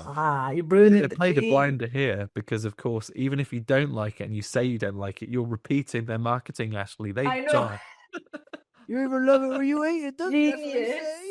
No, I tried it. I think I tried it for the first time like years ago, and I remember it was like a sign of my boyfriend's dad, and he was like, "Oh, like I've got Marmite on toast." I was like, "I've never tried that before." Didn't have a clue what it was going to taste like. And when I tell you that I had a slither of it. Not even a lot, a slither. And I was like, that is the worst thing I've ever eaten in my life. I've never touched this in. That was over 10 years ago. I was like, no, there's not. Never again. Never again. No, thank you. Terribly intense, isn't it? So for you, Ashley, his super alluring perfume would not have the delicious aroma of Oh, marmite. I mean, if it was him, I wouldn't care. You wouldn't care if it was him. Oh my god. So if he's come over and gone, oh yeah, I've spritzed myself with the alluring fragrance of I'd just breathe through my marmite nose. and butter. It's fine. Figure it out. I'll totally figure it out. It's totally fine. He'd be eating it in the bed in those silk sheets. He's in X-Men First Class as He is Banshee, his isn't he? Banshee, yeah. Just remembered. When he was little, he was a long time ago. He was quite young then. Yeah, he was like, I feel like he was probably like, I don't know, 19 in that maybe?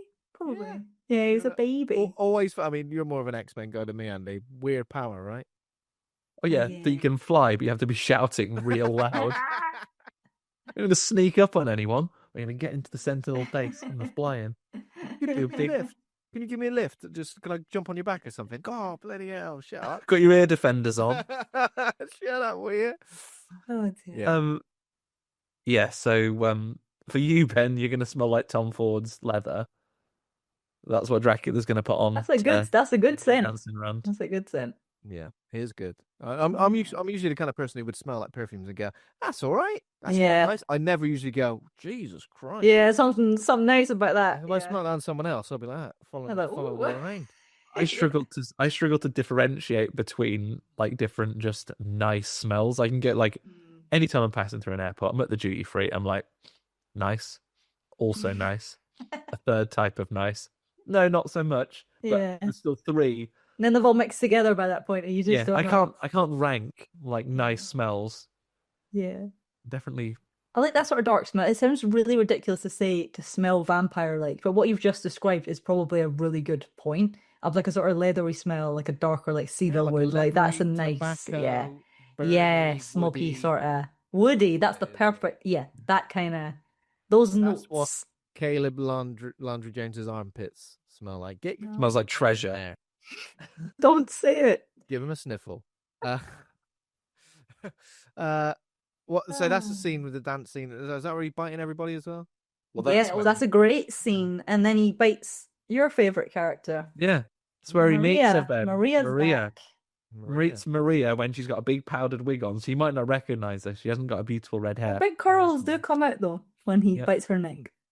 And he just gets sick of it because he basically sees Maria, who looks a bit like his wife, but not quite. Does he bite only ladies, gentlemen as well? I think it's so fast paced. I feel like there's a lot going on in that scene, but I don't think he bites any men during that time. I think it is just women because Yeah. some of them are like I love the scene where lots of them are running away and they're sort of afraid at first, but after a while they're a bit like okay. If you must. Yeah. That's a really good scene. Yeah, that's when he sees Maria. That's how he kind of meets her. Yeah, and she's a bit really rude. She goes, sorry, a man has just mistaken for someone else. Oh, change my name if you want. And does a bit of a bawdy laugh at him, and he then thinks, right, that is it. I've been searching for my wife for 398 years. I had a fucking enough. He's like, I'm gonna just do what I want now at this point. I'm gonna outsource this work. So he generates a workforce. Yeah, he does. He turns all those people into vampires. Says to them, "Go out and find my bloody wife, will you? I will be, as you say, Ben, bed rotting." He goes back to his house, sits there, stops drinking blood, and gets all shriveled up. Becomes Kane from your Legacy of Kane films. Gets all leathery, and gets the gargoyle lads to just in high speed bring him all the treasures of the earth. In high sarcophaguses and gold coins. That's great. That's a good scene as well, like that. Yeah. Bring me all the treasure of the earth for you, lads. Yes, I will. He becomes like Scrooge McDuck with a massive pile of coins to dive into. Would that hurt, by the way? I always wondered that. Scrooge McDuck. Would he just go bang, dead? Probably. I think the terminal velocity of a duck is probably sufficiently low that they would just land safely. He is a anthropomorphic duck. Is that the right word? Yes, but he does still have a downy coating of duck feathers. Yeah, to protect himself. Yeah, we'll see what happens. So yeah, he gets all his lovely treasures, and that's how he essentially becomes a real estate mogul, right? This is where he starts exploring his portfolio. Yeah. As you Hasn't would. put it in crypto though, has he? He'd be banging to crypto. He'd be all over it. He would. You know he would. No, I know he's a wrong in some adaptations, but I don't think he's that bad. No. So obviously, how does he travels to Paris, doesn't he? To basically. Well, basically, he tells that story, and he goes, "Well, that's the end of that story, Jonathan Harker, and now to kill you." And Jonathan Harker's got one more ace up his sleeve, and he goes, "Well, if you won't not kill me in the name of God, because you think that's dead funny, I will ask you not to kill me in the name of love." And Dracula goes, "Sounds like a song. I'll write that and make another fortune, but I am going to kill you." He goes, "Oh, but I'm going to get married soon, and you love, actually. Yeah, and if you kill me, you'll be taking me away from my love." And he goes, "If you love your girlfriend so much, let's have a look at a picture then." He goes, "Oh, but a picture's here." And he has a look at it. And he goes, "Bloody hell, what are the chances?" What are the bloody chances? What are the chances? I reckon. And he just loses it. Has he got a photo of her or a painting or anything that he can refer to? Because I reckon he's blinded. She didn't look like that at all. Nah, she's that's just some girl. That could be anybody. Oh yeah, she's lovely. We've all known someone like that back in the day, where you go, "This is this girl I've got my eye on," and they go, "Oh yeah, what's her Instagram?" No, keep your filthy paws off her, for God's sake. Can't be the worst thing that could turn you into a Dracula, particularly as a younger man, Ben, before you have to be married. Actually, you'll have to tell us if this happens to women as well. I mean, sometimes you'll be having like a dead good dream that you've met someone, you've got on with them really well, and it's like, we've got a real connection there, and then you wake up and they're entirely a figment of your imagination. Oh yeah. Not even a real person. Yeah, like it's mad. Like when you have dreams and you forget things, it's crazy. Yeah. You wake up in the morning and go, "I've really, really connected with someone." I already put some legwork in that dream. Now real life, what a waste. Really excited to meet up with that person again. No, that would send me onto a 400-year bender to try that. They must have this. With women, it's usually like, and I've asked a lot of women, but this is a bit random, but now you're talking about that. I've asked even female friends, it's a very common thing for women to feel like go to sleep and then they'll dream that they're being cheated on by someone that their partner knows, even though they would never ever do it. And then you wake up and you just look at them completely differently, just for that brief amount of time. But it happens a lot. Yeah, and it's just like, it's not that you don't trust them or anything. It's just the dream picks a random person that you would never have thought, and it's so strange. Yeah, it's not fun. I've definitely had that as well. So not fun. And you look at you wake up and you look at that person and you're like, you, yeah. Oh yeah, yeah, you. What you did to still mad at you. Like, yeah, I think that's fair. Yeah, I think it's fair. I think stay mad at that person. Psychologically, there's a reason. Just stay mad for temporary reasons. We did no smoke, right fire. We said that. Yeah, you said it. I used to. I haven't had one for a while now. I'm now saying this will happen. Dreams that my dogs have been like injured or in terrible danger, and just wake up like stressed. And I'm like, oh yeah, no. And they were like, if partners hurt each other, we're like, oh well. But when it's a dog, we're like, oh god, no. Go and shake the dogs awake. Are you okay? Bless them. Are you okay? Whoa. I was asleep. Yeah, so having found out this thing, he shouts up to all the... I think he promises Jonathan Harker, "Fine, I won't kill you actually, we've got better things to do." And he shouts to all the gargoyle lads, "Get everything ready." Yeah. They're going to go meet a lot of jobs. The gargoyle lads have got a lot of stuff to do. Yeah. They're like... They don't stop. They don't stop. That's what you want to do. Get a workforce, get the old... Get the gargoyles. I think, get the gargoyles. Yeah, given the choices, both of you, what would you pick?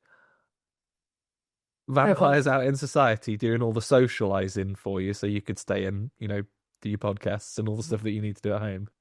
Or watch your movies every day because everyone's out there doing the outside stuff. Or you can go out as much as you want and you've got the gargoyle lads to deal with the in-the-house stuff. It'd be kind of nice to have that, because then you could just be like, I don't need to worry about my dishes or my washing or any of that stuff. And I can just come home and chill. A bit of both. Yeah. I'd take the nice to have the gargoyle lads. if they take a bit of that mental load off you as well. So they're not going to come at you because they don't talk, from what we see. They're not going to come at you and say, Dracula, what do you want for dinner? They're going to say, here is what I have made for your dinner. They're not going to bother you with decisions. Yeah. I think being a vampire, you get real decision fatigue. Yeah. I can't imagine they're very good at making dinner either. Doing the big show. Everything's very bland. Got the garlic in it. I love garlic as well. There'll be no garlic. There'll probably be no Marmite.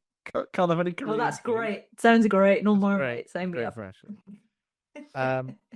So yeah. So what happens? He goes to Paris. Well, before he inside- gets there, Ben, he needs to be handsome. You know, he needs to be handsome and sexy again. Go on. Shitload of blood. Yeah. An absolute shitload of blood. He reinvigorates himself with the blood of a load of nuns. He does. The nicest, most delicious, holy blood. Well, because he's trying to get at his old mate God. One more time, I know we'll fuck this guy off. I'm gonna go to the nunnery where all of his brides are, because that's what it is when you become a nun. You get married to Jesus, and he pops along there and he goes, "Oh," he does an Emperor Palpatine on them, doesn't he? He goes, "Oh, I'm so weak," and then Yeah. gets them some Somebody soup. call an ambulance, but not for me. Yeah. Yeah, exactly. He's got his little perfume on. Oh yeah. And then he goes, right, get stuck in, nuns. And this is a pretty hot and sexy but terrifying scene, isn't it? Because like, Yeah. oh, he's just irresistible. They're all Yeah. crawling Climbing up. up like a tree. Yeah. Some of my blood, please. Yeah. It's pretty nuts. This is so well choreographed. And I think this is where this one plays so well in the really playful dancing scenes that we had earlier, where he can manipulate and puppeteer people, to now this, using it for like a sinister end. Mm. And all the great choreography that we've seen in things like Smile 2, but all the people like almost like a structure climbing up him. I Great. really liked it. It was really Climbing good him scene. like a tree. Climbing him like a tree. They were. And then off camera, he must slurp them all dry like a 6-pack of Capri Suns on a hot summer's How day. quick does it work? Mhm. It works pretty quickly. Getting him reinvigorated and young. I reckon he goes smooth as they go wrinkly as he's slurping out of them. Yeah. I see what you mean. It's an instantaneous thing then. And then he looks very appealing. He looked fine after that. before. Oh, he did, but he looks even better now. And the gargoyles are ready with hair and makeup ready to go. Yeah, here he is. 900 outfits. Oh, bit shine on your forehead, mate. Come on. And obviously they're all stones. They could just file a bit of themselves off for powder. Yeah. But he does, and then is this when he goes into the bit where he sees Maria. Yeah, he goes to the asylum, and all the other people in there, they know. Yeah. They're doing all the classic types of Victorian era crazy. There is man who acts a bit like dog. Yeah. Yeah. And he's they got like see the big rings on. He's just like kiss, kiss, and he's walking by, and they're all like, "Oh my god, like who is this man?" Like, Who is Just this like- man with his lovely signet rings? with lovely rings, a big cape, and yeah, And great hat, brilliant hat. Yeah, good luck. Love the Lovely hat. days dandy in. man. I feel like we don't have Yeah. any dandy men anymore, do we? Yeah, there a he shame. was. It's a Like the real- dandy highwayman he is, like Adamant. He walks. Oh my in, god, I love Adamant. He's got some sellotape across his eyes. He walks in, and it's that same orderly who's been stuck in there the whole time. He's still on the night shift now. Yeah. So sorry, the hospital's closed. And he goes, "What if I was to ask you this wise?" And he sprays on his CK1, and he's like, He's like, oh. "No, what do you want?" You can have anything you want, mate. A little bit like the old Satan from End of Days last week, Andy. Yeah, except Dracula does it in a nice way. He doesn't go, "Listen, mate, you're a pedo. I'll out you." He goes, That's pretty He much goes, what happens in End he of goes, Days. "I smell dead nice. Let me in." And he goes, "Fair enough." That's sure. He goes, "You bloody do. Come on Yeah. in." And then she gets very happy to see him. She's extremely happy. And she's even happier when he goes, "Because you've done a really good job and found my wife. You can slap this guy off." Yeah, he's like, "Here's the reward." She's like, "Yeah." It's like, "Here's your reward. You can just destroy this." Got such a lust for life, Maria, isn't she? Mm-hmm. So yeah, so you help with Maria's help, he tracks Mina down. Well, she knows her because she made friends with her recently. Oh yeah, of course. Before yeah. she was committed, they happened to meet, and she knew that she was Dracula's reincarnated wife. She's obviously got a picture, and was chatting to her about sexy stuff. Mm-hmm. Yeah, that's how they bonded. Yeah. Yeah. And it was like at her wedding, wasn't it? It was at She was gonna get married. Maria's wedding, Yeah. where something like the bishop came, and it made her go bananas. Yeah. Yeah. It's true. That's true. So yeah, how does she introduce old Drac? Well, she comes over to Mina's house and was like, "Hey, I'm back from being mad. I've got better actually, and I am so full of energy. I've got tickets for Alton Towers fireworks display tonight. Do you want to come?" Yes. Pretty much. It's a Full fairground. It's a really weird, like fair. What would you call it that they go to? Because it's like Carnival. Carnival, yeah. Something kind of like modern about some of it. I don't know. It feels like Like circusy, like a vintage sort of. a bit vintage, but also like you can imagine there'd be like a roller coaster going by or a grabber machine. Yeah. It's like the Christmas markets, really. The streets are packed. There's stalls. There's all this. And the place where they first go, where they've arranged a meet cute, is come down this restaurant. They do a wicked hot chocolate, and then as they walk in, Hot chocolate, you want me? oh, Sonny, it's my mate here. Don't know if you've met him before. Don't know if you've met him before. He smells gorgeous. Count Dracula is ever so nice. Go and have a sip. And but the way I he like looks at her is so important. Yeah. It's like crazy. Like he's like looking at her and he's just, it's like he's waited all this time and he's like, oh my God, that's her. Like that's literally her. And she's just walking towards him, and then it gets to the point where she stops in front of him, and then Maria's like, right, I know my friend's attractive, but I'm kind of offended that you're just staring at her like this. Well, they're workmates, aren't they? You can have a bit of banter with him. Yeah. He looks at her like I look at my Nando's meal coming out when I've been waiting for ages. So you're going to say your wife? That is hilarious that you went to Nando's. Yeah, he looks at her like I look at my wife, and Paul W.S. Anderson looks at hers, for Ben looks at his Nando's. Yeah. I mean, I look at my wife like I get sometimes, I suppose. Oh. when she's Sure. when she's got your Nando's and is bringing it back. There it is. Did you order me Nando's? Did you get the chili jam and the halloumi as well? Yeah. Oh, you know. Yeah. Exactly. Yeah, but he stares at her that beautiful way, and then that's the kind of famous scene that was in like all the trailers and everything. It's got like all the, I don't know if you've seen the edits of like Enya music, and it's been edited so many times, beautifully done. Like it's just never, is that in the movie? It's like, no, it should have been though, because it really suits the vibe of the film. It would have been good, yeah. Yeah. Absolutely. But yeah, also it's got the music box has a beautiful song. The music box at the beginning of the movie. Yeah. It's pretty production. So so this is rather than going, you just look like my ex-lover, my ex-wife or whatever, you are her reincarnated. That's pretty much is that right? He knows, yeah. Oh, he definitely knows.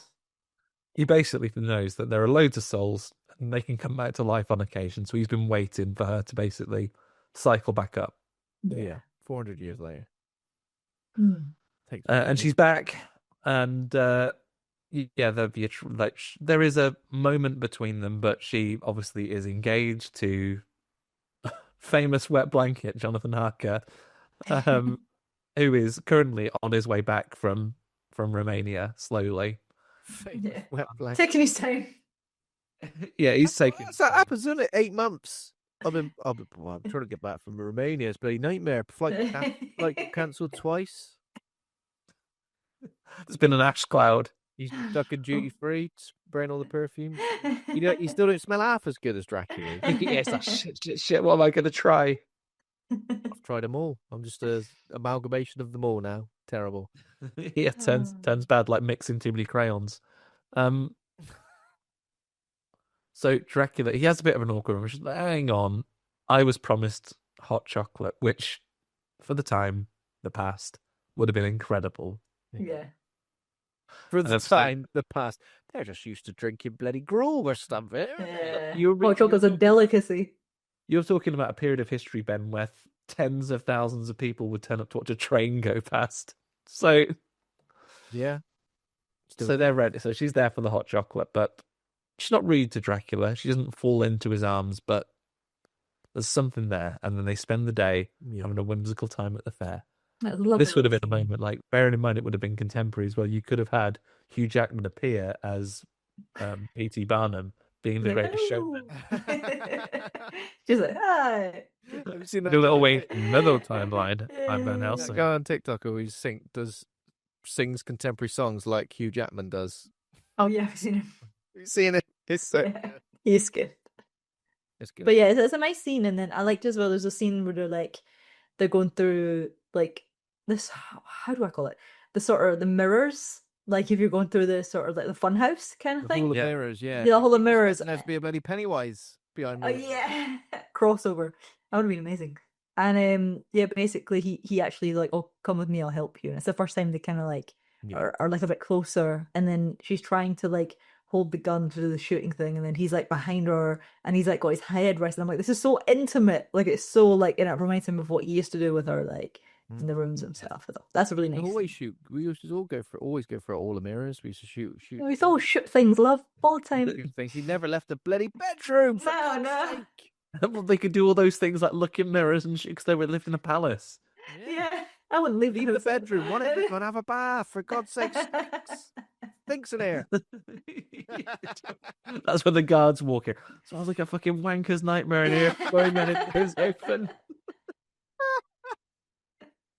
Oh dear. Eyes are watering. Okay. Oh dear. Next. So they have a lovely time, and then the thing that really wins her over walks her home and says, "Well, I've had a lovely time. Good night." Yeah. And that's when Jonathan Harker and everyone come back, and they're all waiting. They go, "Bloody hell! There's a Dracula. He's coming!" And he goes, "I've just met him." He's like, And lovely. And he's sound, actually. Yeah. He sounds a pound, right? In I was like, gentleman. yeah, he's better than you. Yeah. What? You stink. Sounds like you've still only been on horse for 8 months. Been on a fucking. Oh god. So cracks begin to show in their relationship already. Yeah, it smells like you were, since we last saw each other, you haven't showered once, and you spent significant time pissing yourself while hung upside down. I mean, thumped by gargoyles. Oh dear. I have actually. I have. A likely story. A likely story. Yeah. Go on. They say, listen, you've got to be careful because Draculas, they can use these magic on you and they can cloud your mind and stuff. So if you see him, shout and tell him off. And this is where we get like a wonderful. This is what I love about this movie. Completely unnecessary scene, but she gets bollocked by the landlady. Oh, that's so funny. Oh yeah. She's like, excuse me, I told you to keep it down. And she's like, oh, I'm so sorry.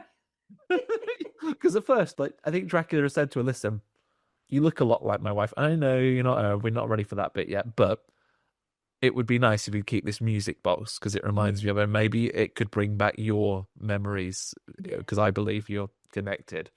And she's listening to it. No bloody music after 9 o'clock. She's like, I'm so sorry. And then he is there in her room, isn't he? That part's great. It's like he shows up in her room and she's like, "Oh my god, leave! Like, leave me alone." And he's like, "Okay." And he's like, going to jump out the window. She goes, "Oh my god, what are you doing? Like, what are you guys?" She doesn't know that he can jump out the window for days. He loves jumping out the window. It's his favourite thing. Yeah, 'cause she's like, don't go that way. Go back like the way you came in. He's like, "Okay." And he just walks towards like the window, and she's like, "Oh my god!" She's so stressed there. She's like, "What are you doing to me?" Like, so bad. And then through that, like, her memory returns. To be fair, yeah, if you were the men in this one, you could, if your job was not to let her be taken away, maybe include her in the conversation, not go, right, you stay here on your own while we go and discuss this elsewhere. Yeah. But he comes back in, and then she actually gets her memories of their time together, right? So yeah, it's really nice. not a No, trip. like, Downloads all the it's memories actually directly him. into her brain. Yeah. Yeah, she knows it's him. And then they all like the sexy bits. And then she's like, "Yeah, it's him." She just knows. She knows. Don't need Yeah, to well. double check. Yeah.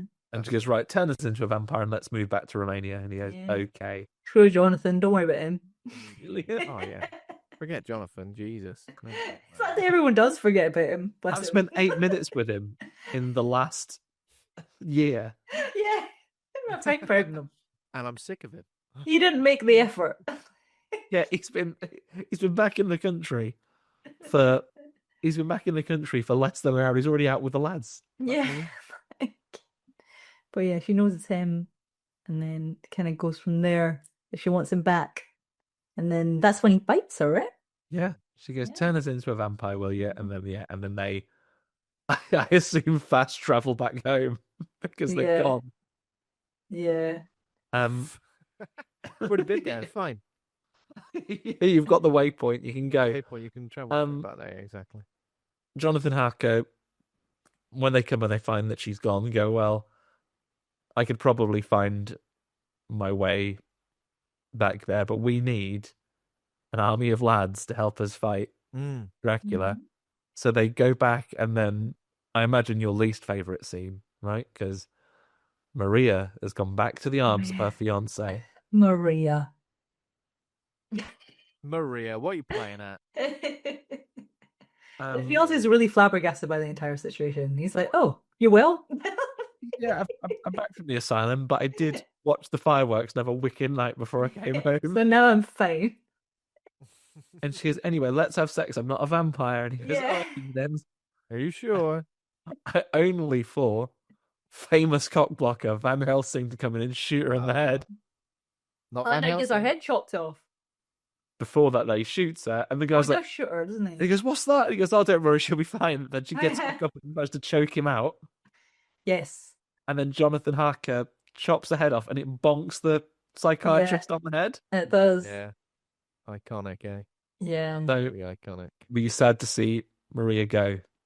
Well, a little bit sad to see Maria go. Maria go. As I said, she had such a zest for life. It feels unfair for her to suddenly be cut down in her prime. I Also, can literally especially tell.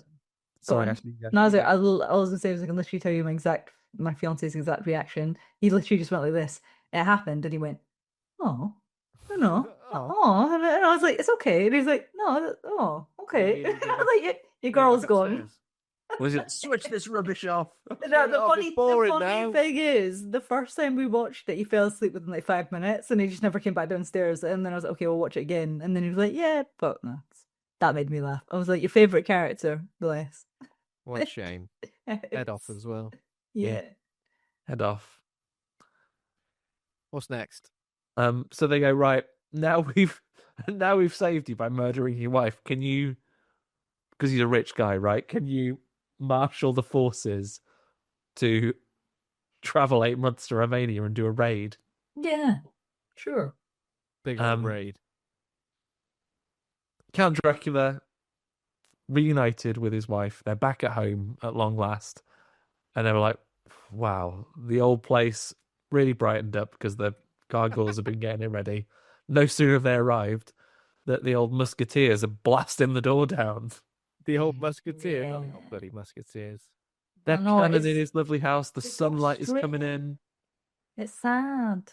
'Cause they're finally in there, and they're like, "Oh, this will be nice." And the gargoyles are like, "Yes." It's a nice little scene, and then suddenly it's like, At least give her a few weeks to get reacquainted and stuff, Yeah. isn't it? Yeah. I like how the gargoyles are like, oh, the lady of the house is back. We're all, yeah. it's all good. It's all Oh, good. good. We're going to be Could have ended the film there. They would have had a nice time. They should have ended the film there. That would have been beautiful. Yeah. Then we wouldn't have me crying at the end of the movie. Well, You that like was Dick and Angel at the chateau. We could have had a long-running series of them decorating it, making it just nice. I'd love Stuff like that. Well, the gargoyles having a conversation with Kevin MacLeod when he's like saying their plans on doing so well. Oh, the gargoyles. Oh my god. Yeah, they could have put it in and they get attacked. But I like, if a certain thing hadn't happened, I think the lads would have done it. It would have been like the end of the Beauty and the Beast, because basically the gargoyles are taking out those guys with 0 casualties. Yeah. And when Yeah. Dracula himself enters the fray, it shows that, like, even before he was a vampire, he was a powerful warrior. But now he's just annihilating all of them. He's hard as Yeah. nails. And he sort of confronts Jonathan Harker and says, I promised I wouldn't kill you. Don't like make me regret it. Then just knocks him out in a cupboard. Yeah.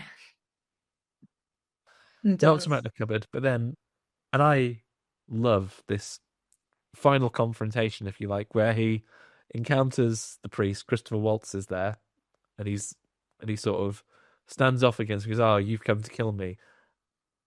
I love the way this fight goes down. It's not like he's like James Bond of the priesthood with all these gadgets. He just said, "Oh no," and he explains to him, and he convinces him.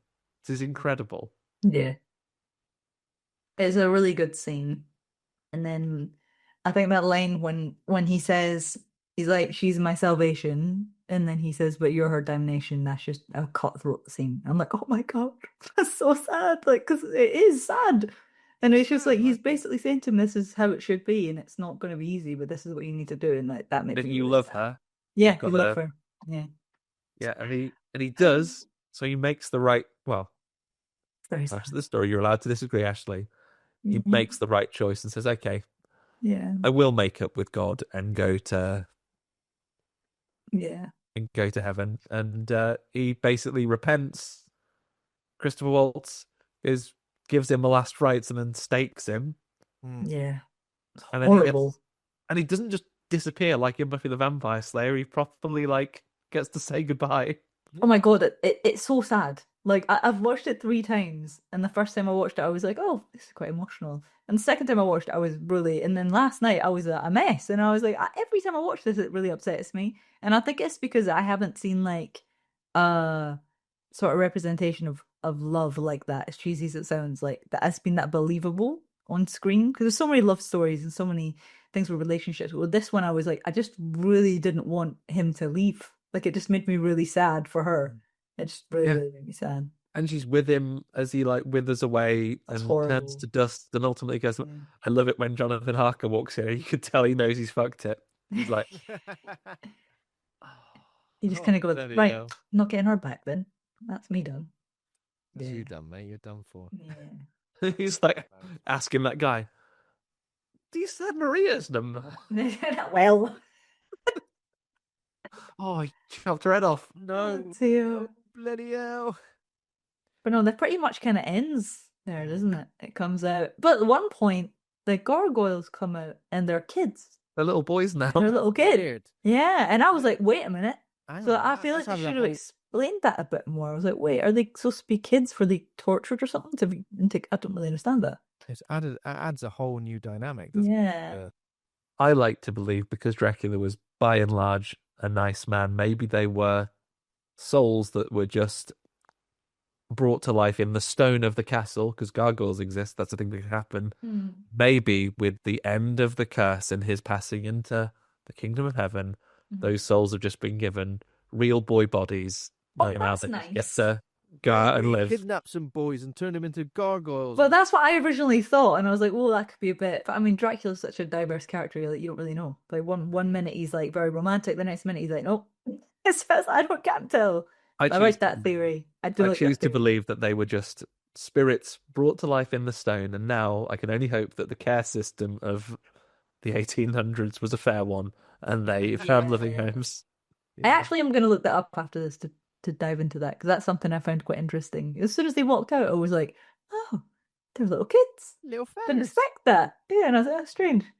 And that closing shot, just his spirit, the cloud going up into the sky, and then Christoph Waltz, the priest, just goes, "Well, that's the end then, bye." Bye-bye.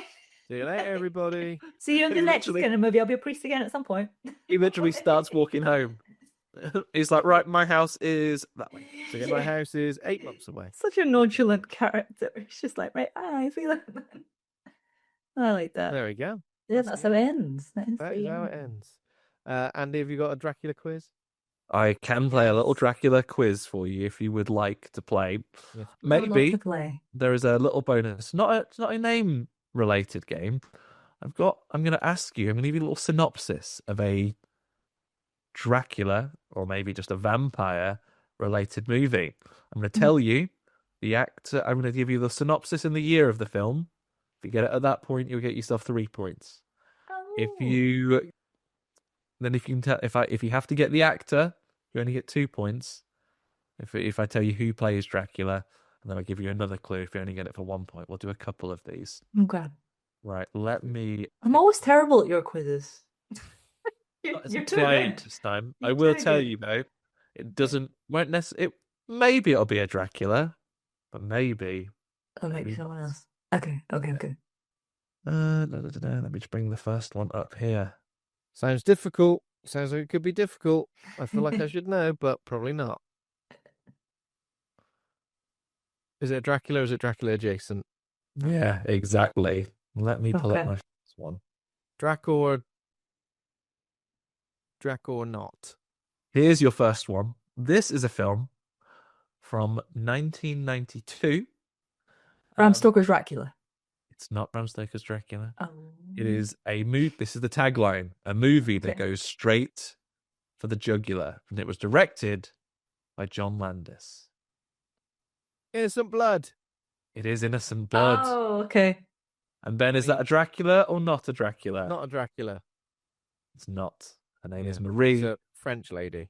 It is a French lady vampire fighting the mob. If you haven't seen it, Ashley, I haven't seen that. incredible. We've covered it on the show, so maybe that's again an advantage. An advantage there.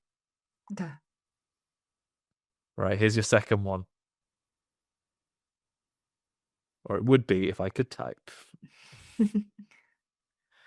Innocent Blood is great. It is good. I haven't seen Got it. a very good villain turn as well. Like a proper scary villain. I recommend. Checking it out. I will do. For like a weird vampire film. I think it's definitely one of those weird. Like a weird film. This is a 2014 vampire film. Okay. Tell if it's a Dracula or not. Directed by Gary Shaw. The Fright Night. It's not Fright Night. No. And the tagline is, every bloodline has a beginning.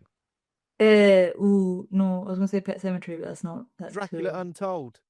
It's Dracula Untold. Oh, the Luke Evans one. Okay. It is Luc Evans, a Dracula. Yeah. Again, I think I mentioned that. Well, I think I was looking for a list of Dracula movies recently. I'm just trying to give you reasons why I might be at an advantage. Dracula Untold, and that is a Dracula.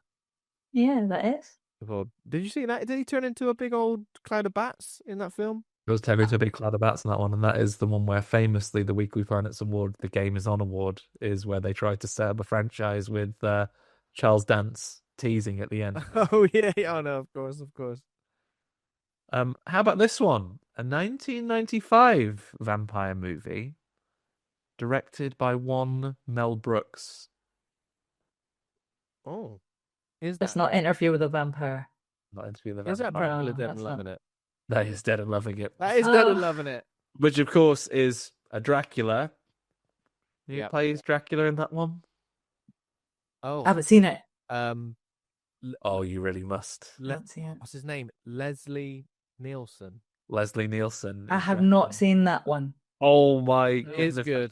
I've not seen it. I've It's- not seen it for a long time. Like It is phenomenal, and it has I always forget this actor's name. Peter McNichol, who is the guy from Ghostbusters 2, plays Renfield. Oh yeah. And my what, favorite scene. The guy. Favorite scenes in the film is they're all dancing together. Dracula is dancing with Mina, and then everyone at the ball sees that she's dancing in the big mirror with no reflection. Dracula gets embarrassed and runs away. Renfield runs after him and goes like, "Master, master," and everyone looks at him and he goes, "I mean, Mister." And it's so good. I love it. Almost as funny as It was only this a film. few years after Bram Stoker's Dracula, wasn't it? And I think that was going to. Yeah, very, very close in I time. haven't seen it. A couple of years in between, and it is tremendous. Okay. It's only because you said Mel Brooks, and I knew he was more a comedy guy. And Right, let me get you another one. yes, please. A 2022 vampire movie directed by Neil LaBute. Or LaBute. Neil? A vampire movie. 2023. Why am I bad at this? You think I'd be really good at this? It's embarrassing. Watch one of these every day, Ashley, but that still proves that even with as many horror movies as you watch, there's others out there. 2022 vampire movie. What's the next thing we can have? Tagline. I'll give you the tagline. I don't think it's going to give you away very much. Once upon a time. Oh God. Once upon a time, there was a Dracula. Oh, wait, I'm like, this is not Dracula. Or Well, actually- can't reveal that yet. Because it's not Nosferatu, because that was like 2024. So What else can we have, Andy? Shall I read to you the whole synopsis? yeah. Go on. Driving home to a secluded estate after meeting at a local bar, a player, out to score, thinks his beautiful, mysterious date will be another casual hookup. While getting acquainted, their flirtation turns playful, sexy, and then sinister. Hoping to get lucky, his luck may have just run out. Why do I not know what this is? I've probably seen this. Someone Is it said- famous? I think it's very famous. I really like it. A vampire. So someone goes out on the pool and brings a vampire home, not knowing they're a vampire. Yeah, there are only 4 people in this whole movie. It's not Spring. Not Spring. I was gonna say I remember it was a movie called Spring around the time, but I can't remember what. Anything else you can give us, Andy? Or is that it? Have I seen it? Not But you. what's there's an No, actor or an I've seen actress in it? One actor or Yeah, yeah, actress. I don't know if you have seen it, Ben. You have no review on Letterboxd. So Oh, maybe definitely you not seen haven't. it then. Neither from either of you. In that case, take it as my recommendation. Justin Long plays Hap Jackson in this film. What is this film? Oh my god! Why It's have I called not- it's called House of Darkness, and I bloody love it. It's I've never really heard of it. Have I never seen this? House of Darkness is I feel like you've mentioned this as well. I mentioned it before. You should I have do taken my recognise advice, Ben. You could have got on board with this. Kate I'll write it Bosworth down. plays I've never seen head that. vampire Mina Murray, so she's Kate Bosworth, Technically, bloody Justin Long. technically Dracula Dracula. adjacent. I've Yeah. never seen that. Never They're both heard the of it. Coyotes together as well, aren't they? yeah. Yes, they are. I was just thinking I saw that trailer. Well, she was on the trailer for the Dracula DVD. Oh. And I was like, oh, that's how So it you've goes. definitely seen it at least 3 times. House of Darkness, never even heard of it, but I'll put it on my list. Yeah, It's no, written on my that's notes handy. now. It's really good. I love it. Really, really good. Mm. Right, I've got one more for you before we call it a night. Gotta get one. Gotta get one. 2003 Stephen Norrington film. 2003. 2003, Stephen Norrington. I'm usually really good with directors, but this is not ringing a bell. 2003. No. It's not Fright Night. I keep saying Fright Night. Not right now. Because I know there's a remake around that time. Would you like the tagline? Yes, please. If maybe you'll get this. The power of 7 become a league of 1. Just like, no League of idea. Extraordinary Gentlemen. It is the Oh. League of Extraordinary Oh, Gentlemen. that's a good movie. Yeah, I know that one. Whereas there's The not a League of Drac- Extraordinary not a Gentlemen, where Dracula. of course Peter Wilson plays Mina Harker. So Ah, Dracula good. plays yeah, yeah. there we go. They're Fingers very crossed good around the picks. box. A good one. And of course we have Richard Roxburgh in that as M, who played a Dracula elsewhere. Where else did he play a Dracula? He's Richard Roxburgh as Dracula in, of course, Van Helsing. Van Helsing. Yeah. I loved him as Dracula. He's a good Yeah. Dracula. Yeah, He's we very were talking about thing this. where he the kinda other night. He's a goes- really good Dracula. He's a really good Dracula. We're just that Yeah. thing where he kind of goes, "Ah." I I'm sorry, I got a bit carried away there. thought he was great. Because someone asked me that. A friend of mine said to me, "Oh, I really like him as Dracula, but you probably won't agree." And I was like, "Actually, I think Yeah. he's really good. I think he's Bride, really good." his brides are all over him as well. Yeah. Times. Any It's more, true. Andy? Is that it? I mean, there's infinite films out Yeah, there, but we can't do that. Not unless you've had enough. We can't. I haven't had enough, but we got haven't it. We had got it enough. in the episode somewhere, haven't we? And I feel We have. So where better than the League of Extraordinary Gentlemen? It's a good movie. I think if we're gonna so we're gonna rate the movie, I feel like Ashley's gonna give it all the plaudits. So we'll start with it. Rate good or rate bad. Pluses and minuses are allowed. A to F. How would you rate Dracula, A Love Tale, or just Dracula if you're sticking to the rules? I'm giving it an A because I think I gave Nosferatu an A plus. I think, and I can't help but compare it that little bit, and I can't put it above Nosferatu. I just can't. But I loved it. Like out of all the like Gothic stories, like adaptations I've seen, this is one of the best ones I've seen in a long time. So I would say Mm. A from me. I'll jump in, Andy. I'm going to go for just a B. I feel like it was a way better than I thought it was going to be. I'd kind of seen a bit of press and a trailer and a couple of other bits, and I thought, well, maybe I'll get around to that eventually. But because of everyone's reviews, I fast-tracked watching it before 2025 ended, and yeah, I had a really great time. I feel like it's a great-looking film, loads of great performances, the music's great, and yeah, it just looks so good. I couldn't believe how good it looked. It looks like $100 million movie, which is saying something, I feel. Yeah. Andy?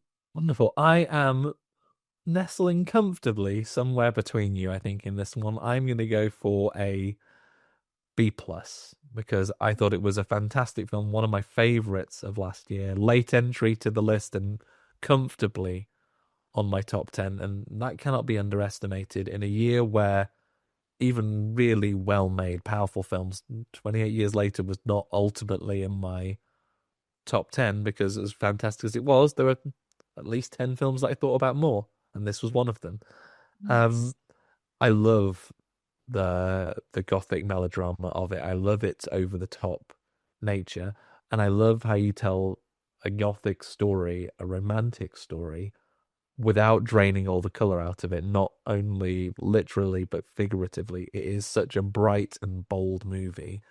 There's a lot going on, and again, it was a love story with that subtitle intact or otherwise that I could really get on board with, and I really sort of resonated with, and it brings it to life, the motivations of a character that could make them last and, outpace death and live for 400 years searching for someone. And you know what? The world we live in today, sometimes maybe that's a story that you can get on board with, and I think that we need. And I liked it. I liked it a lot. Hell yeah. Nice. Lovely stuff. There we go. So, Ashley, thanks for joining us again. Thank you for letting me be on this one. I've been begging everyone anything that's to do with this movie. I'm like, I'll do it. Yeah, because I didn't think we were originally even going to do an episode on it, but yeah, it's so very good. insistent, and I feel like that's time. That's my sin. And I love getting people on to talk about films that they like. So yeah, definitely, it's good, isn't it? Where can our listeners find more from you, Ashley, online?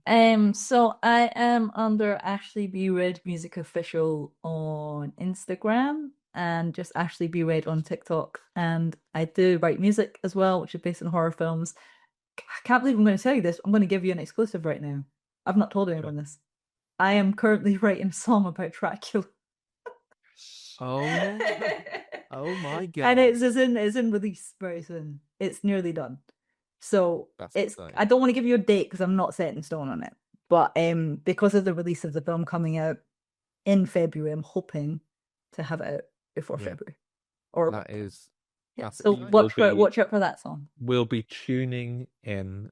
Because what we want to do, Ashley, is we want to make sure it's incredibly, incredibly successful and popular. I hope so. I want a music video for this. Me too. I just can't afford one right now. Well, listen, big money producers, let's get the crew in. We know there's a lot of dancers that were directly associated with this movie. I want to see Ashley singing atop a pile of nuns. Let's make it happen. That's quite a romantic song. I don't know how it's going to look on top of a pile of nuns, but we can see. We can see how. No, it's going to look, Ashley, it's going to look romantic. That's what it's going to look like. Yeah, but it should be out by February, and I do have a gig coming up too on the 26th of February. So hopefully it should be out by then, and I have a gig in London. So. Oh yeah, amazing. Good. Awesome. There we go. So thanks everybody for listening. If you enjoyed the show, become a patron over at patreon.com/horror hangout. Thanks to Taj Easton for our theme music. Thanks to Acast and Rusty Quill for hosting the show. Please consider giving us a rating or review. We're on Fred's Instagram, Facebook, TikTok, and YouTube, horrorhangout.co.uk for everything in one place. Next week, we're finally climbing atop the Bone Temple. Not a pile of nuns, a big old bony temple. 28 years later, the Bone Temple, with returning guest Asher Chan. She obviously joined us for 28 years later, so we're going to be talking about this one all over again. The Rage Virus, Dr. Kelson, Jimmy Crystal. That's his name, isn't it? I was like, sounds a bit too on the nose, but we're looking forward to it. So see you then. In the meantime, everybody, if you do lose your wife in a battle, which God pretty much promised that you wouldn't do, go on a 400-year bender, I guess. Yeah, get some perfume. Yeah, some perfume. Yeah, 400 years. Get over it. Right. See you later. See you later. Bye. Bye.